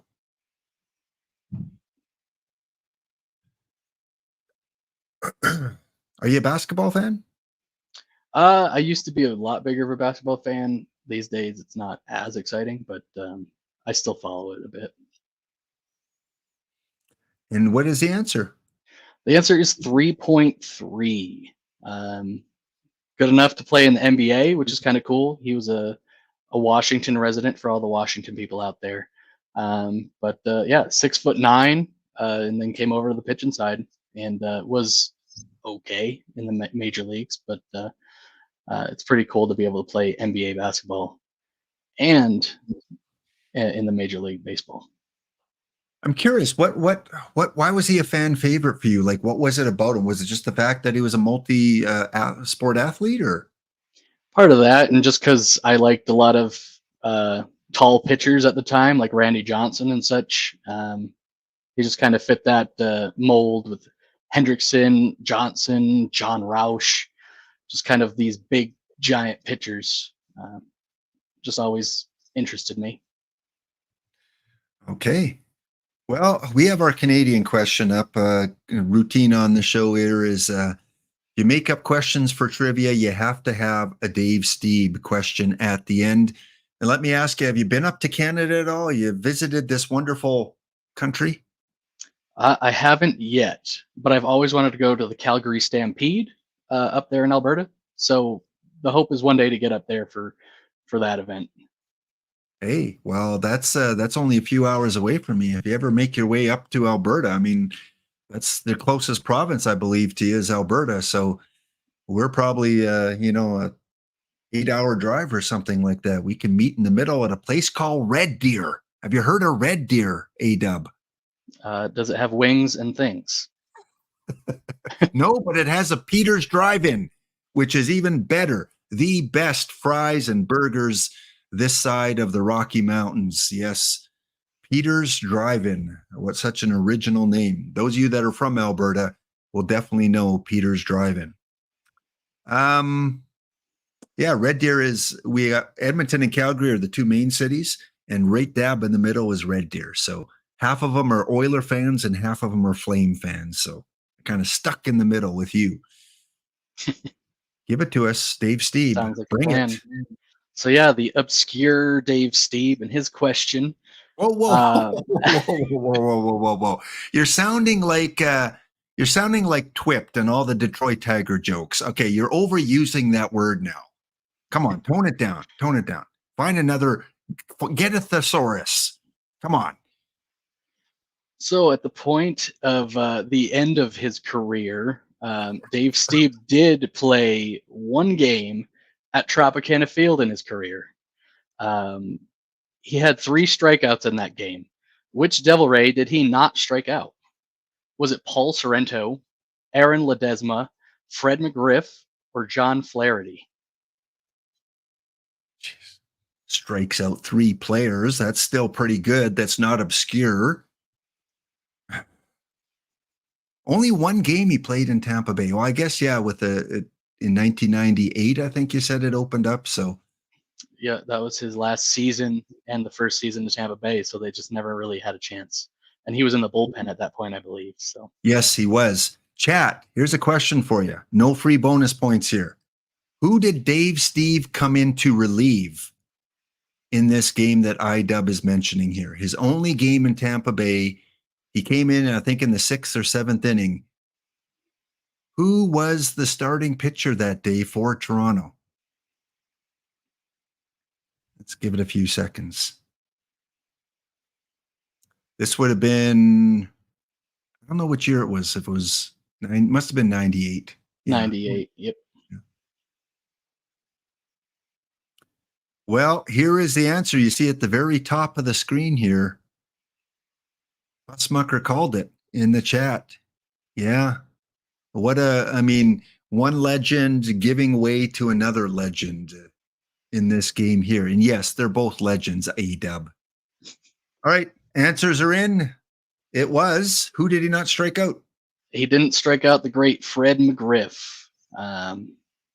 Best player on the list. I thought it would maybe be a little bit obvious, but yeah. He didn't get Fred McGriff. I believe he got a single. So Fred was, I think, fairly old towards the end of his career too by then, wasn't he? Yeah, he was around 34 or something like that. He got purchased in like the expansion era for Tampa Bay.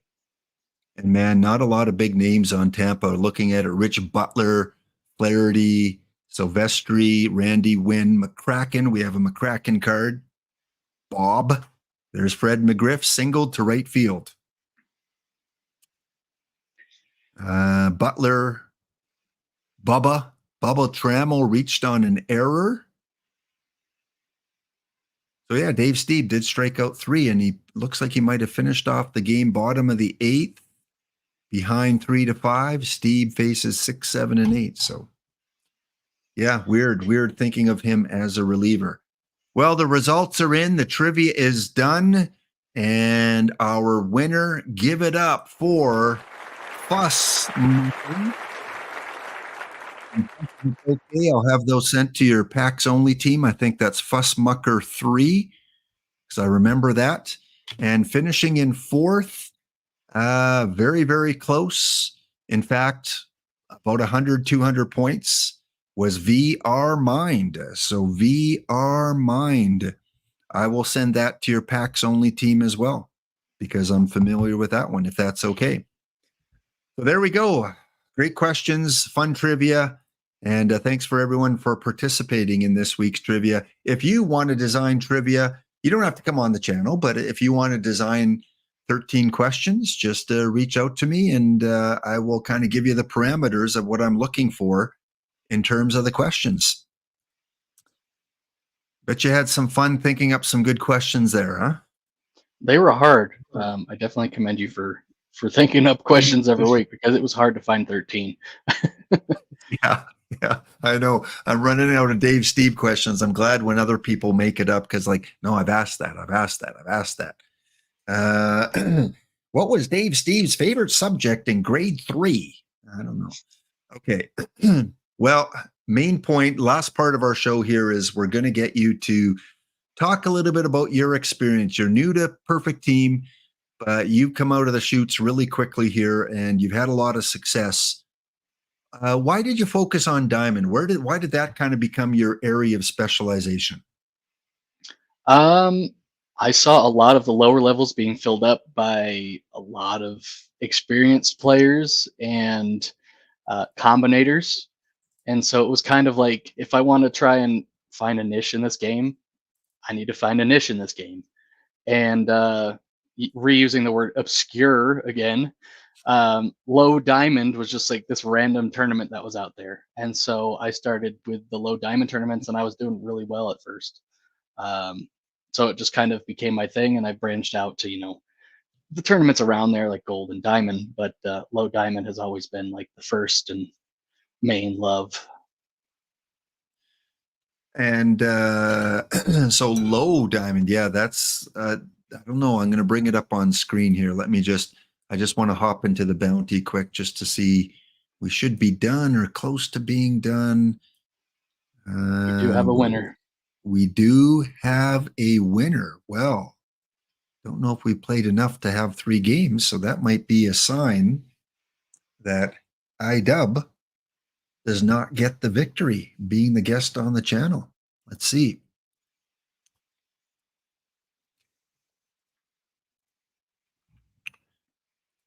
Here we go. Tournament is over, and 2-game sweep. 4-0 and 9-6. Congratulations to the OK Whirlwinds, to Tiger GDK, and MVP Bill Raridan. We talked about him as a combinator. Again, I really like this card, and this is his regular card, folks. This is not even combinated. And look at all that blue and that defense. Man, what an awesome catcher. So I think he's going to last in the game for a while. Buddy Bell had a great tournament. Tommy LaStella, Shannon Stewart.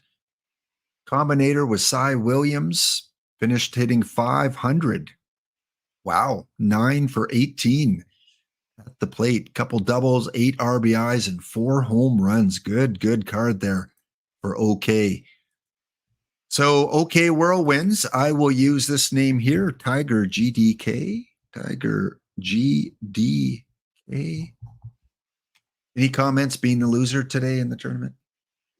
I'm glad that someone took the bounty. This is the second place in a bronze do or die for today. But it looks like that was Castanar's team. So congrats to Castanar. And I got a lucky win against Kitty with a big 9th, and the OK Whirlwinds tagged me for 4 in the top of the 9th to take that win. So I had it coming to me. Okay, congratulations again, Castanar, and I'll send that name in for the packs. So when you play tournaments, you go into, I guess, the low diamond section here. Yep, usually. And what is kind of the ones you're focusing on, the quicks and the traditionals?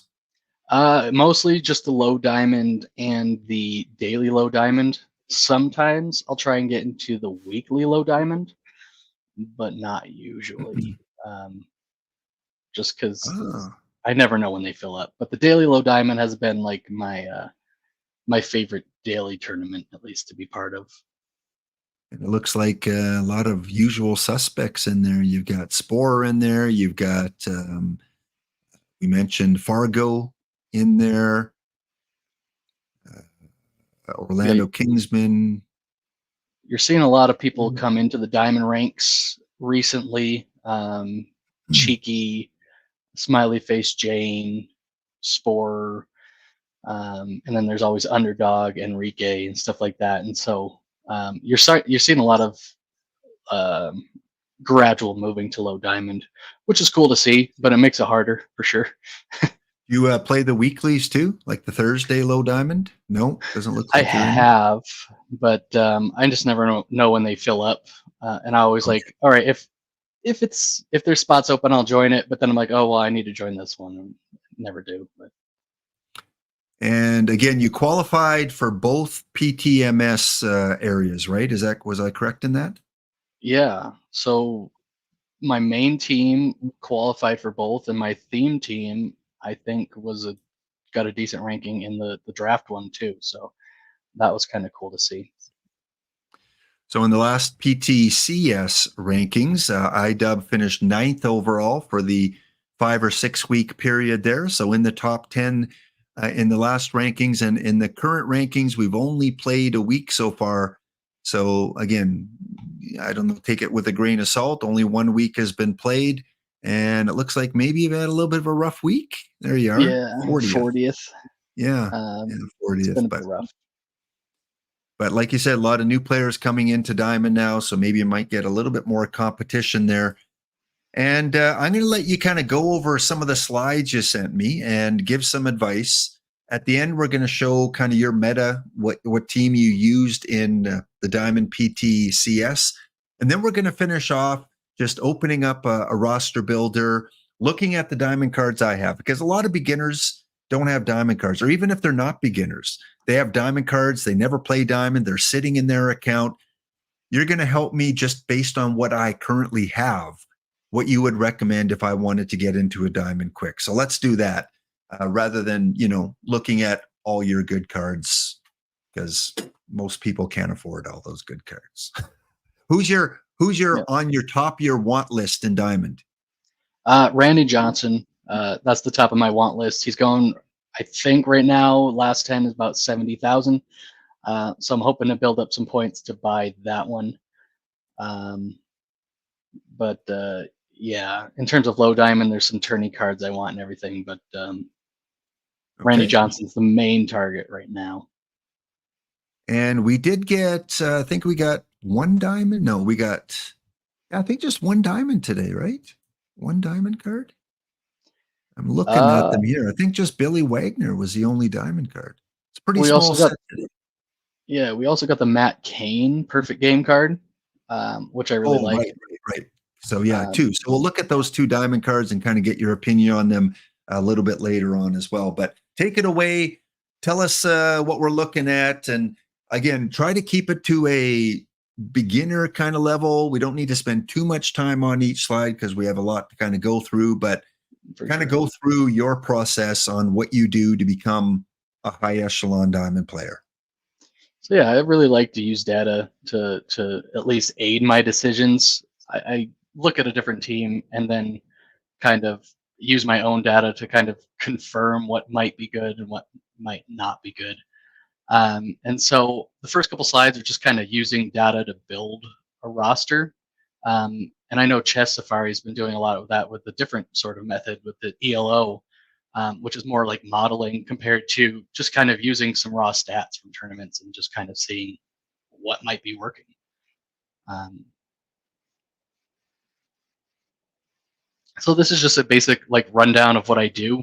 I set up the desired stat export. So whatever stat you want to get, you find that formula and then you get whatever you need. So if it's batting average, you grab hits and at bats, and then you can go from there. So I have a bunch of different stats for both hitters and pitchers.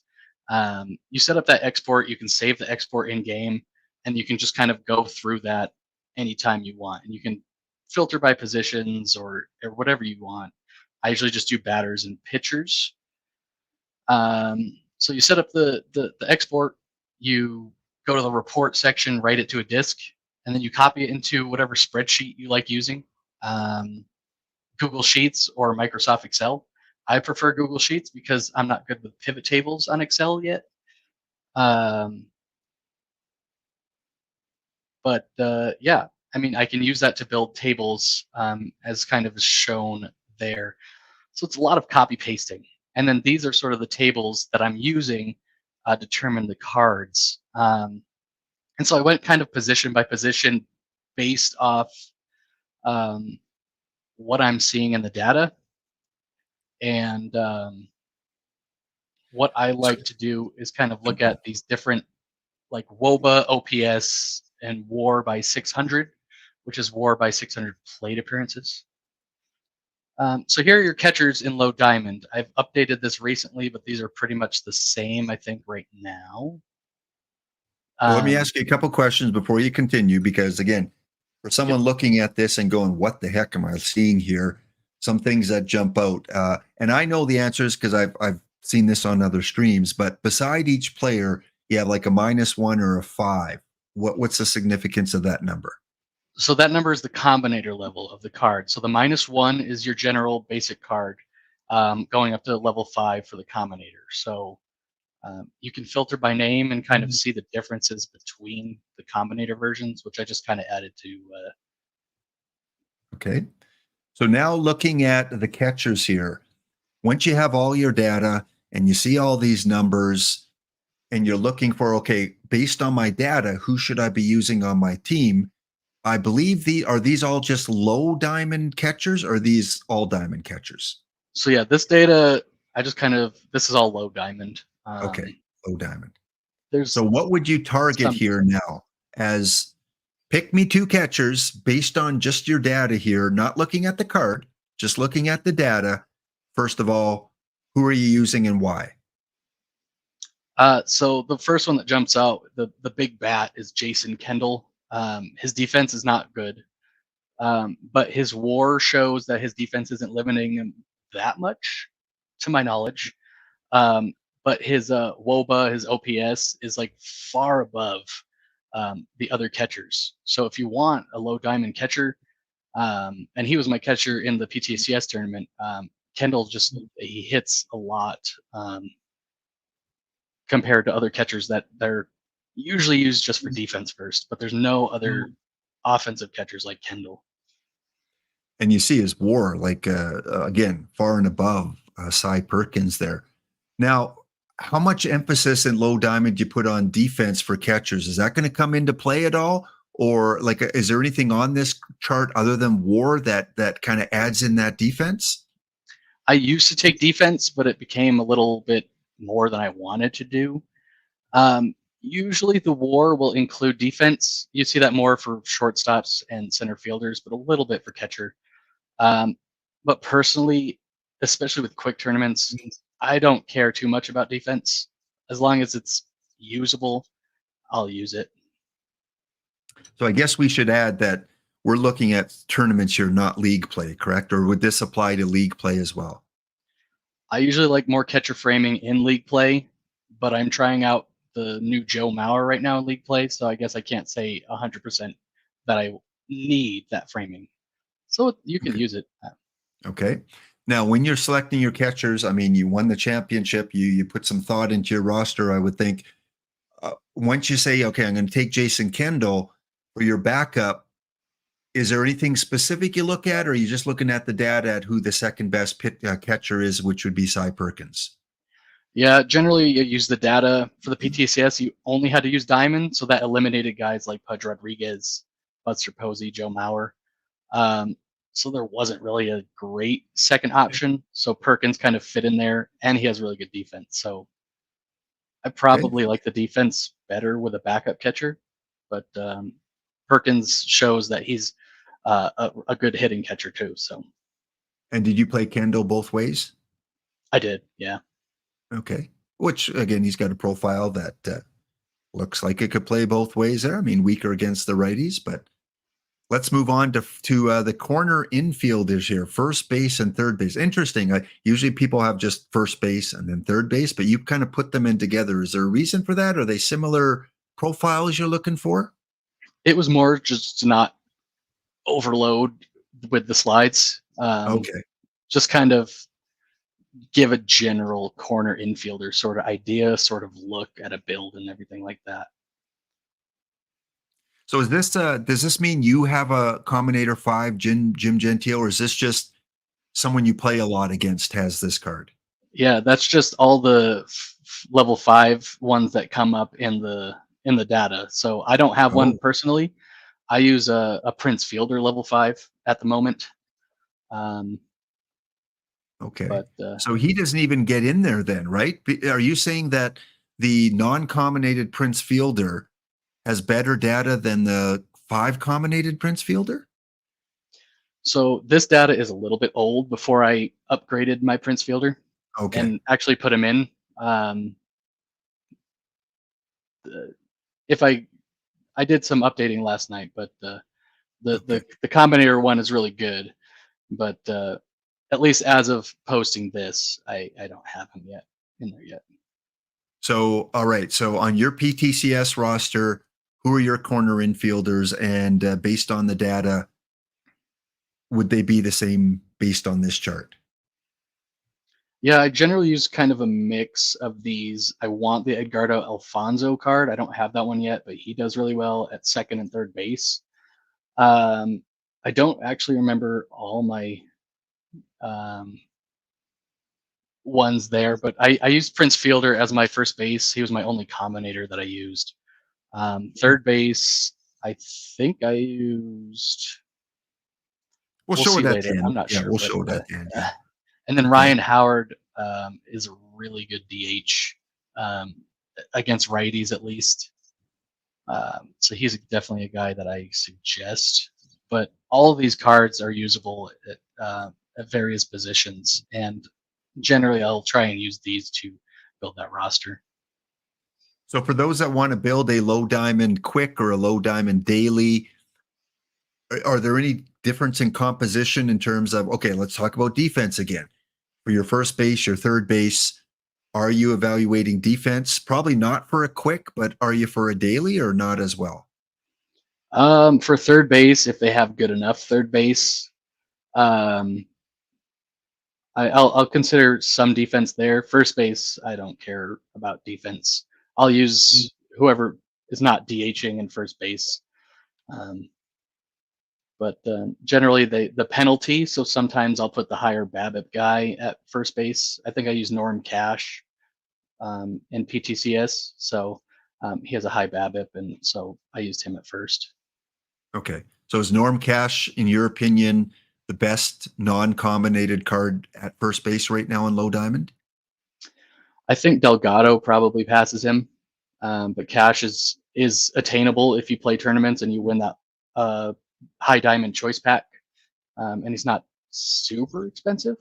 So, but Cash isn't low Cash diamond? is, yeah, he's a high diamond. Okay. So that's low why, diamond yeah. Delgado, is he high diamond as well? Yeah, he's a 99. The daily For a is low diamond, you're probably looking at Howard, Prince Fielder, Justin Morneau sort of type. Okay. Okay, good. Yeah, if we can distinguish, because you play low diamond, but then I think the daily's all diamond, right? Or is it daily There's a low daily diamond. There's a daily diamond overnight, and then a daily low diamond. So Okay. there's a lot of diamond tournaments. All right. Let's move on to the middle infielders. That Dickie Thon silver, I hear a lot of people talking about it. It still has legs. It's still a very popular card. It's showing at the top of your list here. So again, first of all, before we look at the list in terms of defense, are you putting priorities into second base, shortstop defense? A little bit. Shortstop, definitely. Second base, I could go either way. I don't think it contributes to winning a ton, but I know that a lot of people like second base defense too. So I was using Hornsby, who you see on the list, and his WAR per 600 is tanked by his defense. But he has one of the highest WOBAs, so kind of have to pick and choose there. But he's really cheap and can help your team. All right. You got a few combinators on here, Billy and Jay. So again, you're assembling your PTCS roster. You're looking for second base. Now the PTCS was all diamond, right? It wasn't low diamond. It was just diamond Yeah, cards. all Okay. diamond, 90 being the floor. Okay. So you're putting together your roster. How do you choose who you're using at second base and shortstop? Like what was going through your mind in terms of who I'm picking? Are you looking at the card shape? Are you looking at the stats? Are you looking at the defense? Like what goes through your mind in choosing these two key positions? Yeah, I mean that's a hard one because I don't have a ton of data on actual diamond cards at the moment. I have some, but not a lot. Um, and the second baseman that you're using are going to be your high diamond ones. You can get by with Chase Utley. I used Brett Boone um, in PTCS, and it's pretty much the card shape. I mean, against lefties, Brett Boone is probably the best second baseman or diamond second baseman in the game. And he's good enough against righties that I can not have to worry about extra cap on that one. So as you were creating this team, and we're on a break right now, but we're going to talk through the break because we got to get through here. But as you're creating your team, are you taking the ballpark factors into your consideration, or did that not cross your mind? I didn't think of that. So I got kind of lucky on that because I think it was more right-handed focused. I didn't really think of that. I just kind of threw in what I thought were the best cards, and it worked. But Wow. yeah, it was, I did it the day before, threw together the PTS roster based off cards that I liked, and just kind of hoped on that, and somehow made it far. Okay. Corner outfielders, left field, right field. We got, again, a few combinators in there that you have as part of your data. It's interesting how we don't see like a lot of level 2s or 3s or 4s. It's either -1 or 5. But in terms of your consideration for who you used in the corner outfield, take us through that process. Yeah, I used David Justice, I believe, both sides. I think I played him at left field and right field at points in the tournament. Um, I think he's the best hitting corner outfielder in Diamond, low Diamond or even high Diamond. Um, he's just kind of one of those um, really good bats, and he's got good enough defense where I'm not worrying about that too much. Okay. And very key position. I'm sure you did consider defense on this one, the outfield range, especially very, very important for a center fielder, especially in a longer tournament. Taking us through the data here, Max Clark looks like he comes in at number 1 for a number 1 choice. Not too far behind is the Devo card. I think it was from the last PTCS that this Devo card came out. I really love that card as a Blue Jay fan. I've got him on my Gladiator team. Walk us through your what you're looking for in a center fielder. Yeah, I'm looking for defense combined with a bat. I used Willie Mays and Grady Sizemore because Sizemore versus righties, Mays versus lefty is just kind of that perfect little mix. Mays is the most used card in low diamond tournaments by far. He's almost got 20,000 plate appearances compared to the next center fielder is Sizemore, who's newer So he's getting up there. But that Mission Edition Maze is a must-have in low diamond at the moment, at least to compare, play alongside more probably these days. Now, for your center fielder, of course, defense is important. You do still want, some sort of bat, and with a lot of these cards, you are getting a bat. If I was not to look at the card, only at the players and ignore the combinator ones, what stat, what category, what column am I looking at?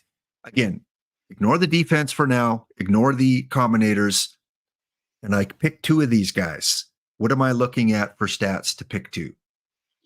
I look at a combination of OPS, WOBA, and WAR by 600 because that kind of incorporates everything, I think.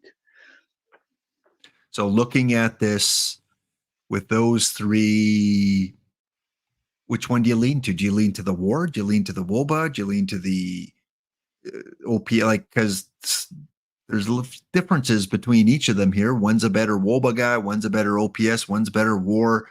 So looking at this data, pick two for me other than Max Clark. Yeah, I mean, mostly Maze based off his usage. So you kind of get more idea of what he looks like. Because he's used so much, the data shouldn't be too off. Clark at a 5 is not really attainable and easy to combinate. And then the white is not used a ton in the data right now. So Maze and Sizemore based off the OPS, and generally the WAR by 600. If they're bad at defense, it'll tank that WAR number. So if they're still high on the list, they have the higher OPS WOBA numbers, then I'll take them. So sometimes it's better to take the players that have a bigger sample size than a guy that might be above them in a smaller sample size. Yeah, and I filtered this by at least 1,000 plate appearances, so you're not seeing some guys with like 50 that are just dominating in one tournament. But yeah, I'll use sample size to kind of regulate it a bit. All right, pitching can be so important in these tournaments, and getting the right guys in there. Again, you didn't consider the ballpark, which you still made it through and you won the tournament. But how are you judging the starting pitchers?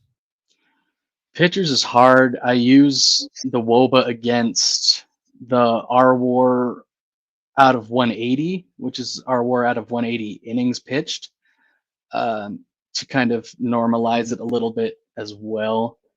And then a lot of just the card shape also. Generally, you're kind of looking at the same thing, stuff, home run allowed and control as you would other tournaments.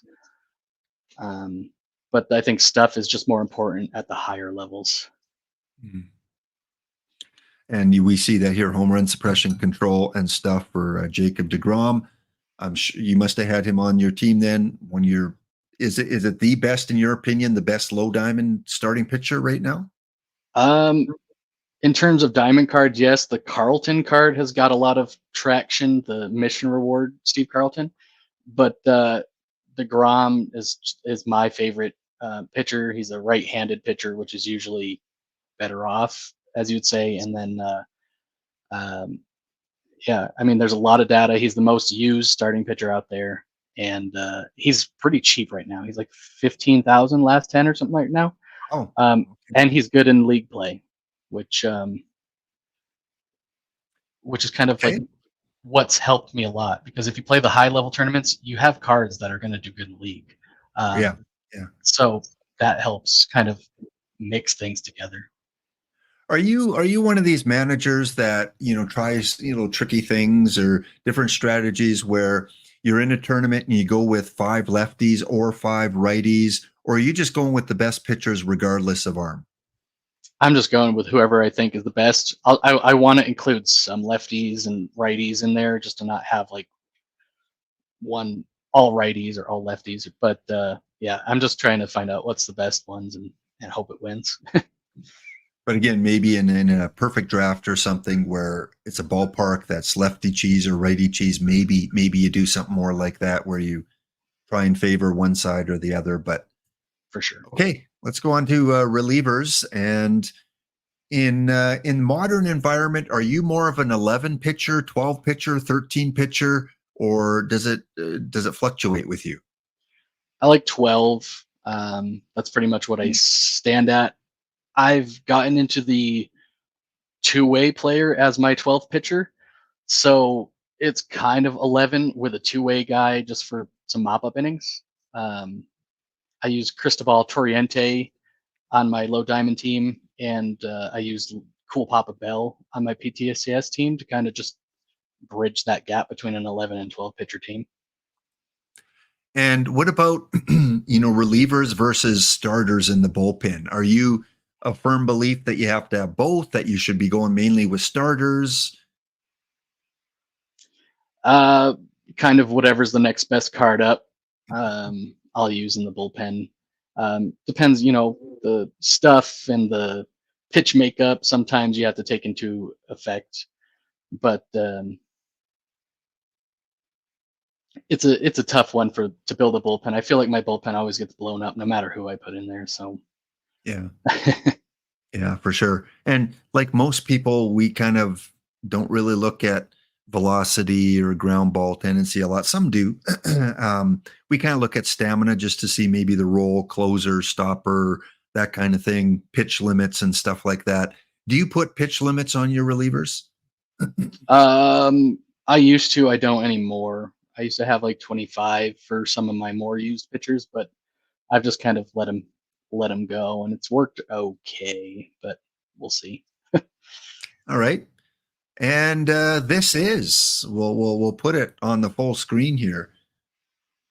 Once again, A-Dub winning the PTCS 5 diamond level championship on the weekend. And this was the lineup that he had versus lefties versus righties. Talk us through a little bit about how you decide on your batting order here with the righties and lefties. Are there certain profiles you're looking for in the number 1, 2, 3 slot, or is it just best BABIP, or how do you decide on who bats where?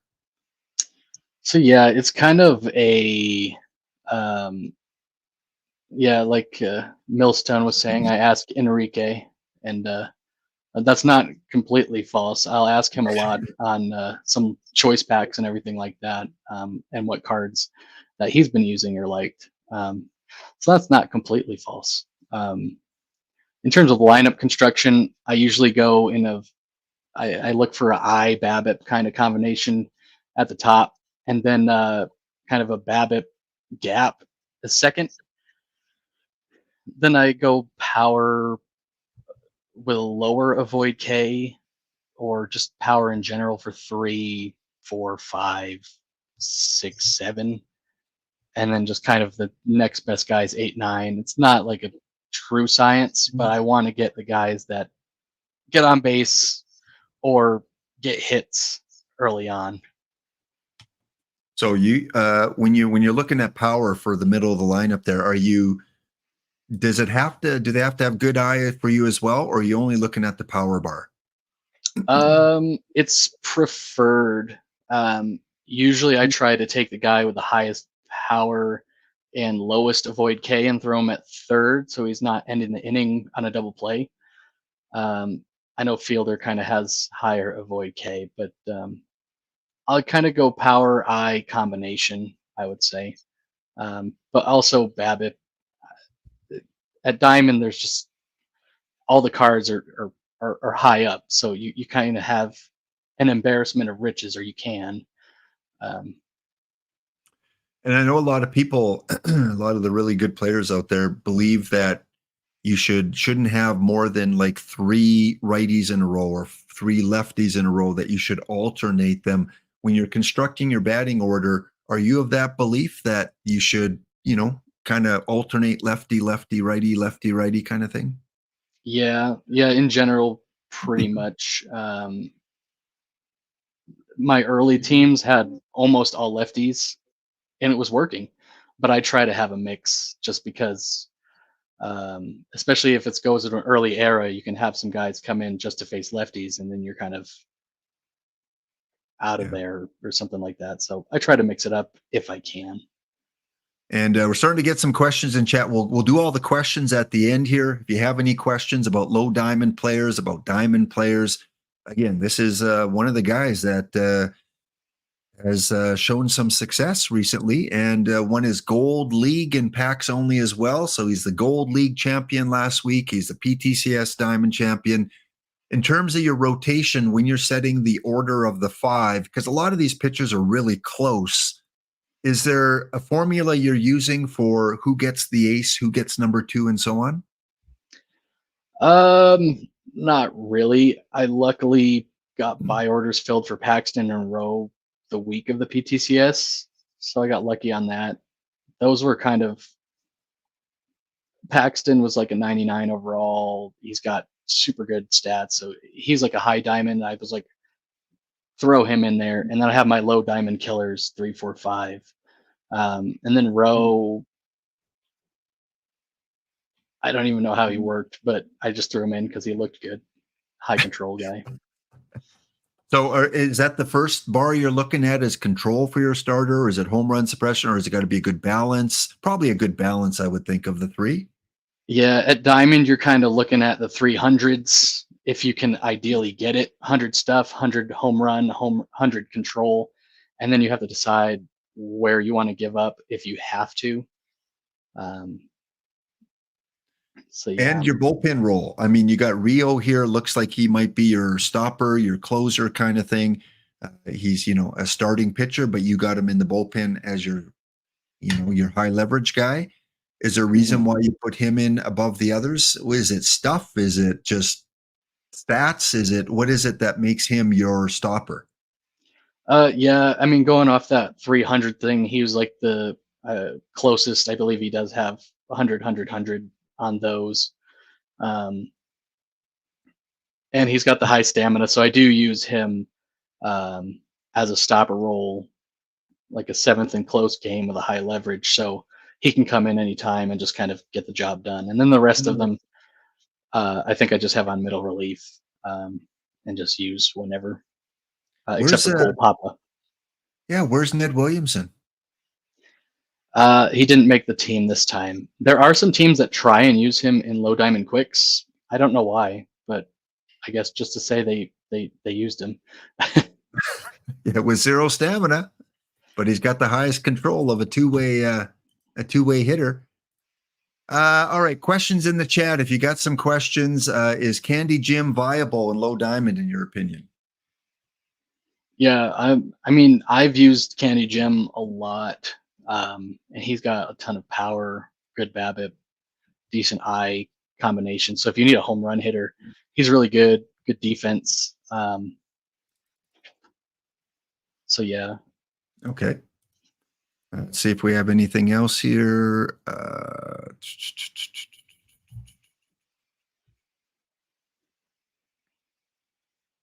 Don't think so. So yeah, if you guys have any question about specific players. All right, so let's just very quickly, I'm a new player. You've got me motivated to try diamond now. I've got some diamond cards, so I go to my roster builder. I create a roster, and I want diamonds. We'll just call it here Dream Diamond. Save. And where is it now? It should be at the bottom. Stream set roster. Any thoughts on the tournament edition Jack Clark? Jack Clark, I think I just got him yesterday. I haven't used him, but his power is, I want to say 160 or something like that against lefties. So I would definitely use him. So yeah, so here's the gold Jack Clark. Yeah. That looks pretty good for a gold card. And he at 35,000. I guess that's a good question too. You're trying to put a team together, and we know these cards are more expensive. Do you have kind of a limit that, hey, if it's more than this price, I'm not getting them, I'll wait? Or do you try and jump on them as quick? What is your buying process here of new cards? If I don't have anything to spend the points on, I will usually splurge on a diamond card. I spent, I think, 100K on both Syndergaard early and DeGrom. But right now I don't even have 70K for Randy Johnson, so I can't buy him. So it kind of just depends. But if I can, I will build that team. Okay. All right. So we've got our roster here. Oh, man, I want to get into Diamond. I'm so excited to get into Diamond. I go to my manage cards list and let's scroll all the way up to the top here. Where do I begin to kind of look at what kind of columns do I use? Let's look at pictures first of all. Now, do you automatically take off live cards, or are there some viable Diamond live pitchers out there?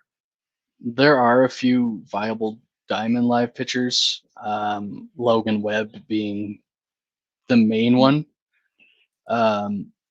He was my, I call him my hero in the PTCS because he was doing terrible, and then towards the end, he just started dominating and kind of saved my team. So Webb is the diamond card to use. Others, Is he I currently a stay away diamond from. right now? Do you know what? Yeah, he's a 91 right now. 91? I might not own him. Oh yeah, there he is. Oops, that's so you see this still as a viable diamond card to use. Yeah, he doesn't give up home runs. He's got a really good control. I don't care too much about P. Babbitt. The stuff is not where I like it, but he's a good back of rotation, long relief type guy. Okay. And how about Skeens? Because I mean, obviously in real life, this guy's a stud. Is it just if P. Babbitt and home run suppression were reversed, he'd be right up there? Yeah, probably, maybe. Or The control. split? He needs more control stuff. It's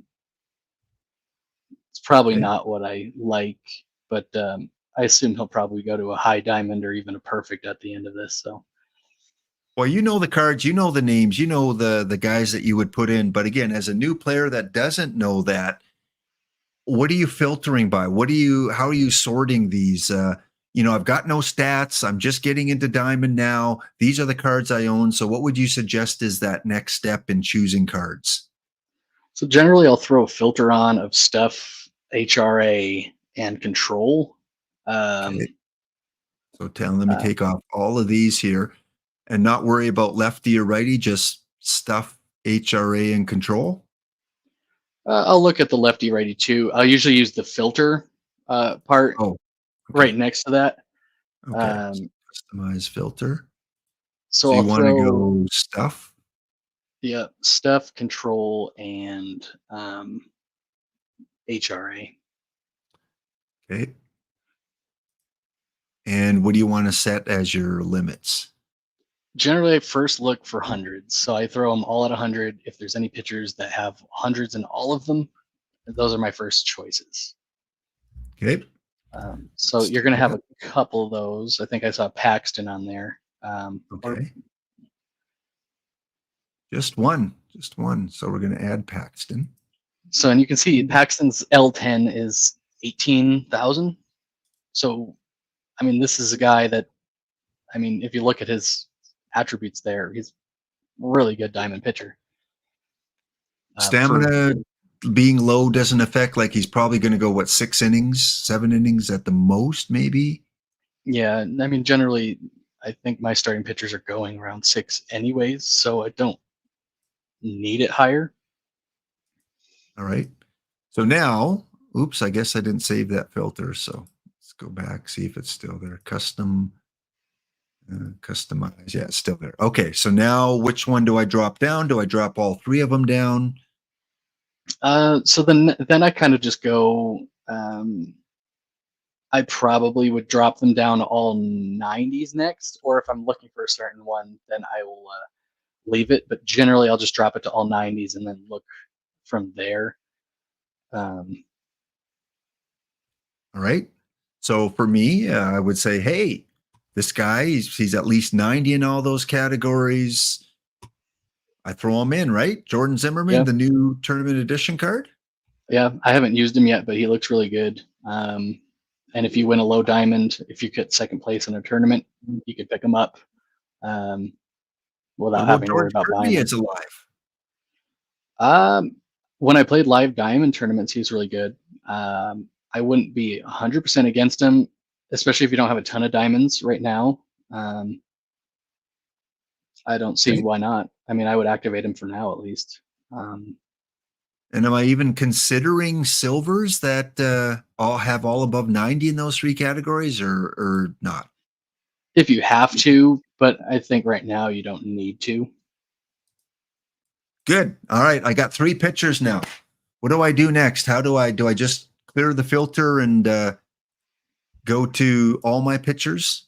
Yeah, that'll probably be the easiest thing. I do see some names in there that would be really good for this. Okay. Let me see how I am as a student. Abe Adams or not enough stuff?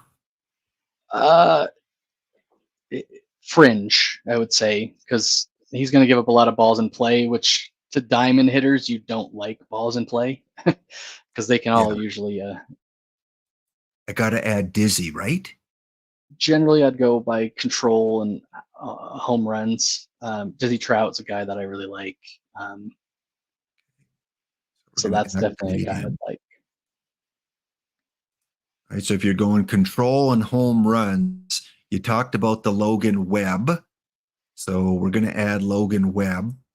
Yeah, and Next he's going up- for 4,000 right now, and a lot of people have him already. So if you're trying to get into diamonds, Logan Webb's a good starter at least. How about no. I'm sorry, I had to get my bronze love in there. Yeah, that would be a little scary. I don't even know for bronze. Like this was the guy I was thinking of that came in with that other guy Caldwell. I think they came around the same time. And Yeah, does he play in bronze? Like that's so weird. Like with that low stuff and pitcher BABIP. But he is a. Do you think he's a viable bronze pitcher? my guess with the low stuff and PBABIP combination, I don't really love PBABIP or believe in it, but there's going to be a lot of balls in play. So I'm not sure. If you're facing a team of all home run hitters and low BABIP guys, then sure, Yeah. I think he could. I think he could work. Okay. Next up, looks like Chris Carpenter might be a viable card, right? Yeah, Carpenter. He's definitely a used card. I have him in my bullpen on my diamond team right now, I think, but he's a really good one and tournament high diamond. His price right now is inflated due to the missions, but it's a good card. How about Doug Fister? Fister's usable. I wouldn't say he's not. I believe I have him in the data, and he does okay. I wouldn't say no. I would take someone like Levon Hernandez, who I see down there, over him.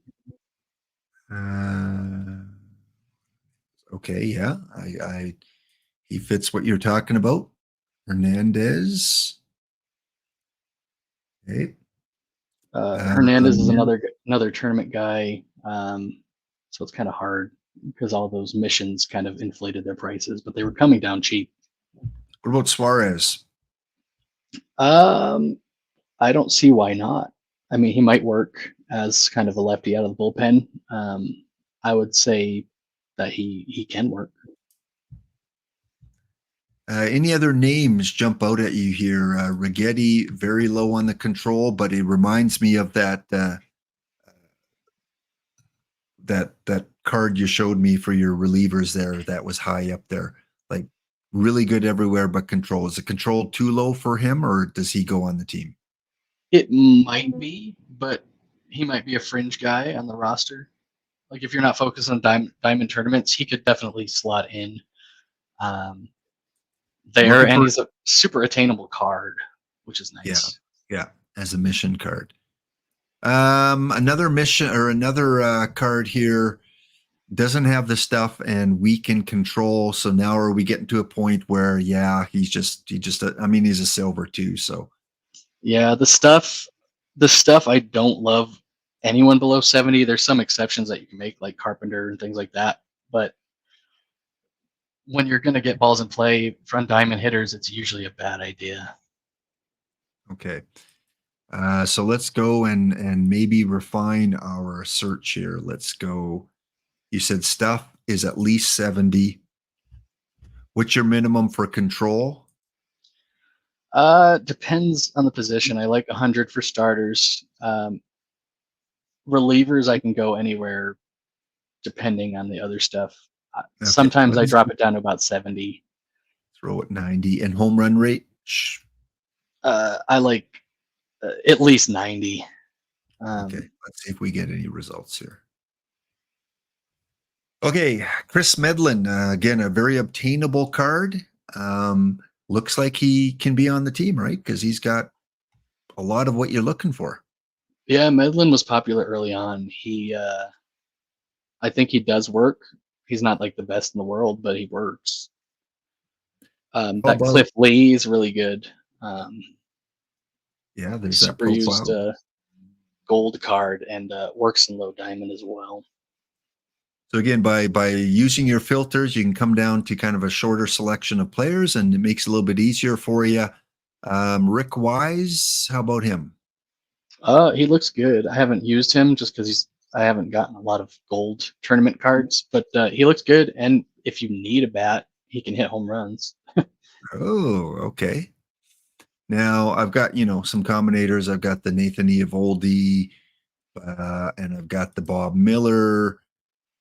Again, maybe in a pinch if I didn't have a ton of cards, but right now it looks like we've got enough pitchers. 5, 6, 7, 8, 9, 10, 11, 12.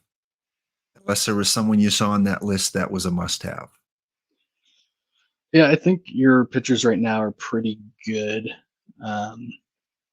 As it stands, it's possible that Bob Miller and Eovaldi could work in low diamond. I don't know 100%. Steele's a good one. I've used him for a long time. I haven't used him in a while, but he's a good card. Okay, let's add him. And no, don't want to add him. Okay, so I've got 13, and now we want to pare it down just based on what you see on the stats here on the card. Who would be the guy you take off the team from what you see?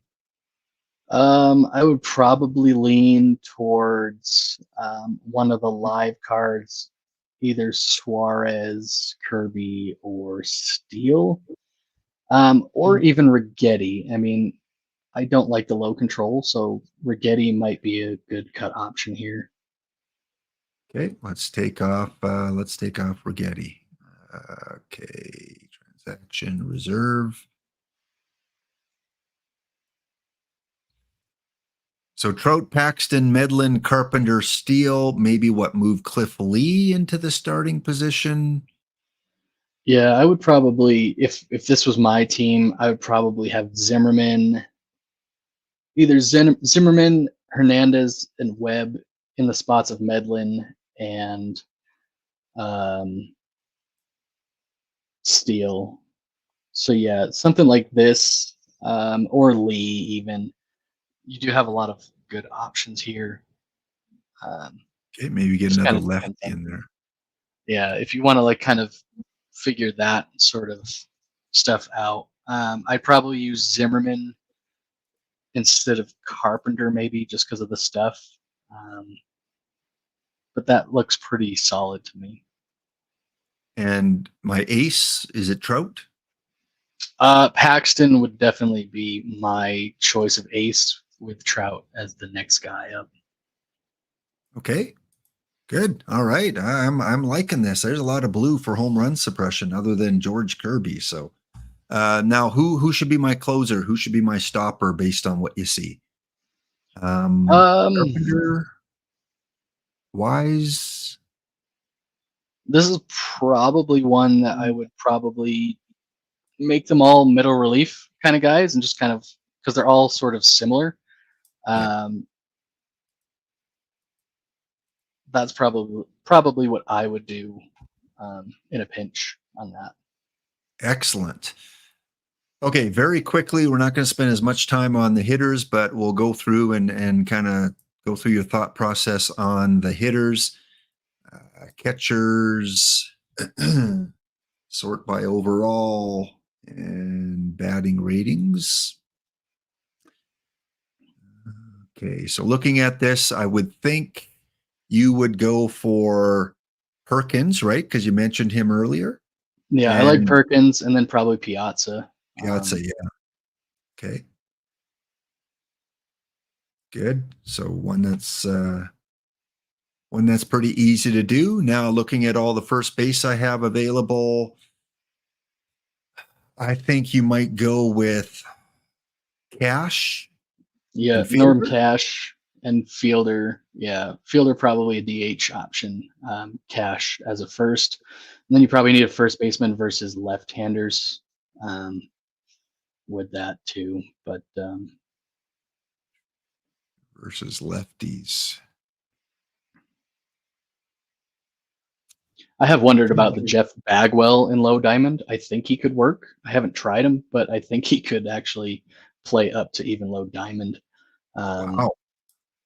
I'm not 100% sure if his avoid K is too low, but it's close. Okay. Like that Well, would be worth trying. you know what? I like bronze. We're throwing him on there. Second base. What do I got here? Let's take off live because I don't think there's as many, maybe other than Aaron Judge as a perfect. I don't know if there's a lot of live cards that are going to work here. Yeah, lives are a bit rough. With the diamonds, you're probably looking at old reliable Mr. Chase Utley at the moment. Hornsby is really good versus lefties, but you are giving up a lot of defense. Otherwise, you're probably looking at gold cards like Segura, some of those kind of guys in the gold rankings. All right, let's see who I have here for second base. I might not have some of those ones you were talking about.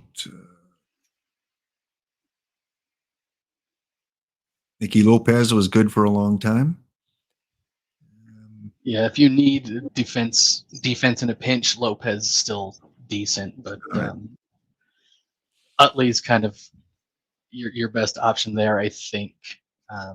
Kind of giving you a lot of different options there. Okay, let's go on to third base. Martinez again was on a lot of teams early on as a mission card. But is there anyone really in the diamond level there? Do we have to go down to gold? I mean, if you care about defense, there's not a lot at the diamond level that I'm seeing. Aramis Ramirez in the gold tier, I do like. Smiley face Jane in the chat said that too. That's probably an option that I would go with on this team. All right.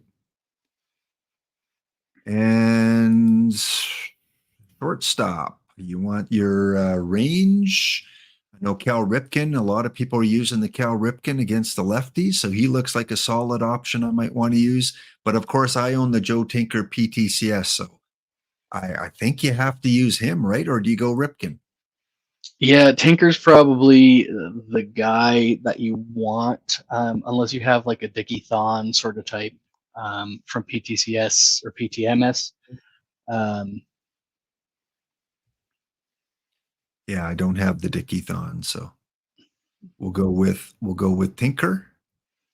Yeah, Tinker would work, and then yeah, I mean, you could go A-Rod if you don't care too much about the best defense.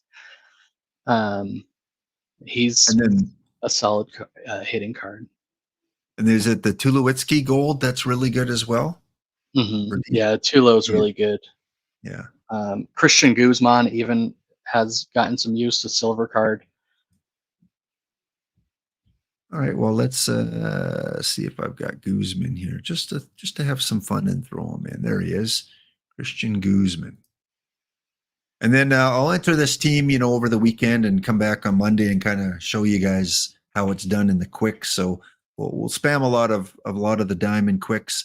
Let's go to left field. I guess we can go all outfielders. Joe DiMaggio.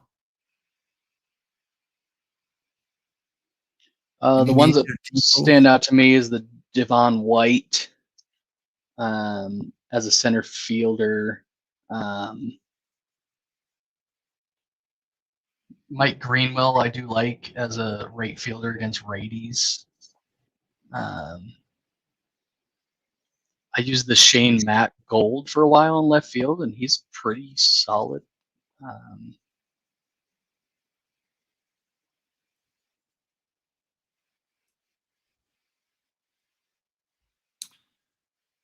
right, just taking a look. Of course, you got that Lance Berkman, who probably at one time played up a lot higher, but he's probably been nerfed a little bit with some of the newer cards. Yeah, I mean, Berkman still does work. His avoid K, I think, holds him back a little bit, and he's very splitty, but he can be used. He's a pretty solid hitter. Let's just go one by one because we need a few more outfielders. Who's gonna be part? Who am I looking for? Or, let's do this. Let's go, a new player has about 30K to spend. Do you offhand know of any really good bargain high-end players that you might be able to get out there to kind of fill out the roster? I don't know how much David Justice is going for right now, but I think he's in the Ted Williams mission, which might have inflated his value a little bit. Oh yeah, he would be my number one. Yeah, he's high. Yeah, he'll come down eventually. So, or I hope so. I'll try and see real quick. A lot of the guys that are used heavily are kind of your tournament guys or mission guys. Willie Mays, if you have that mission card, he's pretty cheap, I think, right now. Okay, yeah. He's a really good center field option, and then you can move White to one of the corners. All right. Well, I don't own him yet. For 10K, I'm going to buy him. So we're going to put him on the team. And then a lot of these guys are just kind of in missions right now. It's kind of a weird spot. Guys like Cristobal Torriente is a cheap guy. Nenny L card. He can also fill in as a pitcher if you need to have one less pitcher. You can use him as a two-way guy, which I do. Okay, so you go him on there, and what do we got for players now? We got 26. So I think we got everything covered. We got our pitchers, our hitters versus left. Oh wow, we got to find another second and third baseman, but I'll do that off screen. We got kind of a basis starting at least to the team. Torriente, you said you put as a two-way. Throw him there as a two-way there. Yeah, and if you have a guy like Hornsby, Hornsby can fill in at second and third base as a backup. So you can get rid of a pitcher and then throw that kind of guy in with Torriente on your roster. Yeah, Hornsby. He's going for, I think, 4,000 right now, but it is an option at least. What, do you know what rating he is? He's a 90. Yeah, there he is. I got him. All right, so we can get rid of maybe a live, like a Suarez. Yeah, probably. That's what I would probably do, Suarez. And get Hornsby in there. Do that again. And now we got people backing up everywhere. And then it's just a matter of, adjusting the lineup and looking at the ratings and who plays where and all that kind of stuff. But we got a basis for a diamond kind of quick tournament that we can spam a little bit. Now, finally, and you don't have to give away any, secrets that you don't want to give away, of course, but anything that you do want to mention that maybe new players veteran players might want to consider with their, like, what importance do you put into your strategies, your overall and then your individual players? I would say watch the video with you and Mr. Black. That helped me a lot, especially with pitcher hooks and stuff like that. Um, that's definitely helped. So if you have a link to that or something, or on your YouTube, that's where I got a lot of my stuff, or at least some of it, and I just kind of tweaked it from there. All right. So yeah, go check out the YouTube channel I posted there. Go into the playlist, look for the tutorial playlist, put in the search Mr. Black. And there's a couple videos there where he goes through and talks about sliders and strategies and things like that. So if that's what A-Dub is using and then tweaking just a little bit. But in terms of general, with this first one, a lot of people crank a lot of these ones all the way down, except maybe base running. Is that kind of your philosophy for these first set? Yeah, base running is one I use a lot for individual stuff, and I'll look at their ratings and just kind of go from there. The ones that are terrible, I'll leave sort of as 1 to 2 ticks from the left, and then I'll just kind of go from there.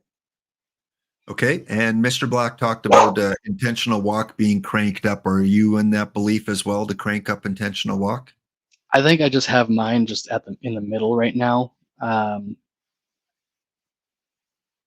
I don't know yet, but mostly his stuff I use for the pitcher hooks, where you just kind of fine tune it, like based on the situation and the score and what time in the game it is and everything like that. I found that So to you be a big do? help. Okay. So you do change around a lot of those then? Yeah, that's probably the Okay. main thing I focus on, is just sort of that pitcher hook and everything like that. So my pitchers are staying in, saving my bullpen if we're dominating, and just kind of like things like that. And a lot of people, as Figosaurus mentioned, they go to the sabermetric setting and then they kind of crank down, that one and bunt for hit kind of all the way to bottom. But it's still similar to that profile I kind of showed you a little bit earlier. So feel free Yeah. to use some of those as well. That's exactly what I do on OOTP Go, as I'll use the sabermetric and just kind of go on that if I have to do a quick tournament and I'm on the road. Yeah, that's one of the flaws of OOTP Go is strategies are a little bit cumbersome. And do you use openers at all? Are you a guy that tries to throw openers in for games? I did when I ran a Tampa Bay theme team, but not at the current moment. I don't use it. I don't use it a lot. And finally, are you in the 9681 for modern settings in terms of do you put numbers in there or do you just leave them? I think I have the 9681. I think I'm part of that. Part of that gang. Part of that gang. Well, just holy smokes, we got through a lot today, and I don't know if I missed anything, if there's anything else that you feel that we need to kind of briefly touch on, but I hope those of you out there that play Diamond or just getting into the game found some of this stuff useful, and I hope you enjoyed the trivia and the discussion, meeting a new community member. I feel like I know you so much better, even though it was a brief conversation of an hour or so here. But anything we're missing here, A-Dub? No, I think that's it. I throw it out to all people, new people, try Diamond. If you care about like league play and stuff, Diamond will be a huge help to both that level and the Diamond tournament team. So yeah, I mean, sometimes it's hard to get into some of these lower ones. The combinator limits definitely help make that possible, but Diamond's still a place where you can have success. It's just a little more expensive, but it's also helping your league team, so it doesn't feel like you're just spending on a Diamond team. Okay. And we did mention we're going to get kind of your very brief opinion here about the 2 new cards that came out today for Diamond. So let me bring that in here. 2 pitchers, didn't get any hitters that were at the Diamond level. So when you look at the profile, Billy Wagner, if you get him, you're using him, right? No doubt. He's on your Diamond rotation in your bullpen. Yeah, I mean the home run versus righties is a little low, but there's not a ton of good bullpen options in low diamond or in diamond right now. I would use them. Yeah. And the other one was the perfect Matt Cain.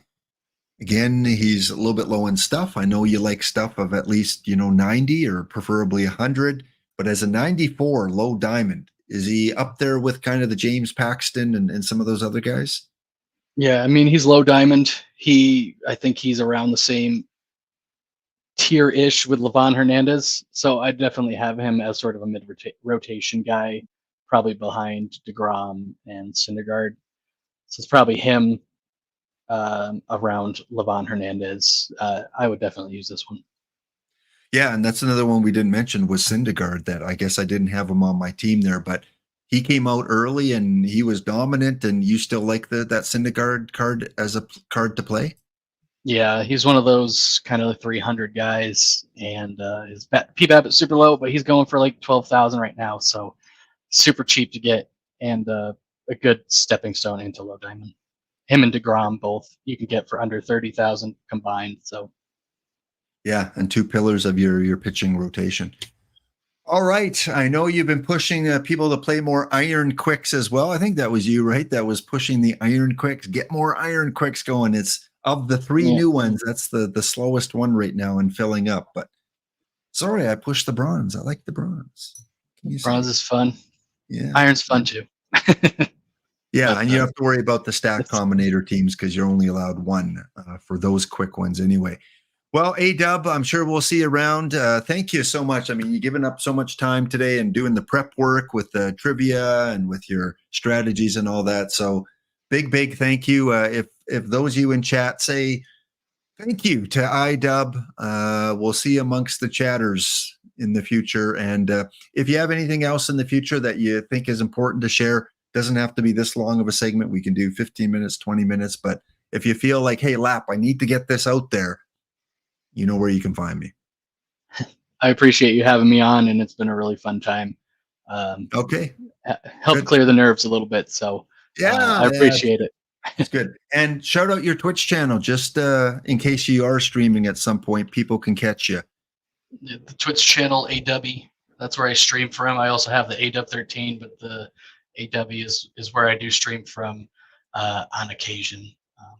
All right. Is this the one that goes there? That one there? 2Bs. Two B's? Okay. Yep. Well, someone else just got a shout out. AW. There you go. So give him a follow, check him out when he does stream. And if it's OOTP or what do you just stream football or Mostly Yeah, just the- OOTP. I'm going to be playing some original or old school RuneScape too for people that play that game. Getting into that at some point too. All right. Give it up for iDub. Thanks again. And have a wonderful day, a wonderful weekend. Congratulations again on your PTCS. You sold, I think you said, the Arietta, but did you keep the Vlad or did you sell them both? I sold the Arietta only on my theme team. I kept both of them so far on my main team because my theme team lost in the finals. So, Oh, okay. And is Vlad impressing so far? through like 10 games, he's doing really well so far. So we'll see. All right. Okay. Thanks, iDub. Thank you. All right, chat. That is going to be it. We are going to fly over to the good old Dynastic, who started up a little earlier. This is usually when I go over to him. But again, I love the community. I love the community guests on and anything you have to share that you think might be valuable. If you want to make some trivia, you know where you can get a hold of me and head over to my Discord if you want to check out Chess Safari and his ELO modeling system. Thanks for supporting the channel. Thanks for all the follows today. There were a bunch of them. Canados, thank you for re-upping your sub. And Andy started us off with a gigantifying emote. Once again, thanks to Minerva for the raid. Thanks to Sporer for the second raid. And of course, thanks to EVC for co-hosting the Three Amigos. It is a great day for baseball. Stay where you are. We're going to raid. We're here for a good time, not a long time. So have a good time. The sun can't shine every day. We'll see you next episode.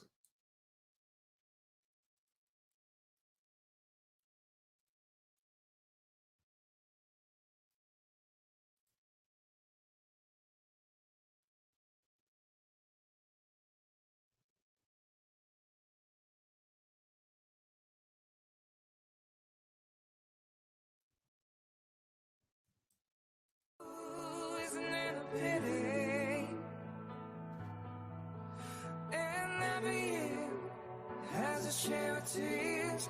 Every now and then it's gotta rain. We're here for a good time, not a long time. So have a good time. The sun can shine every day. We're here for a good time,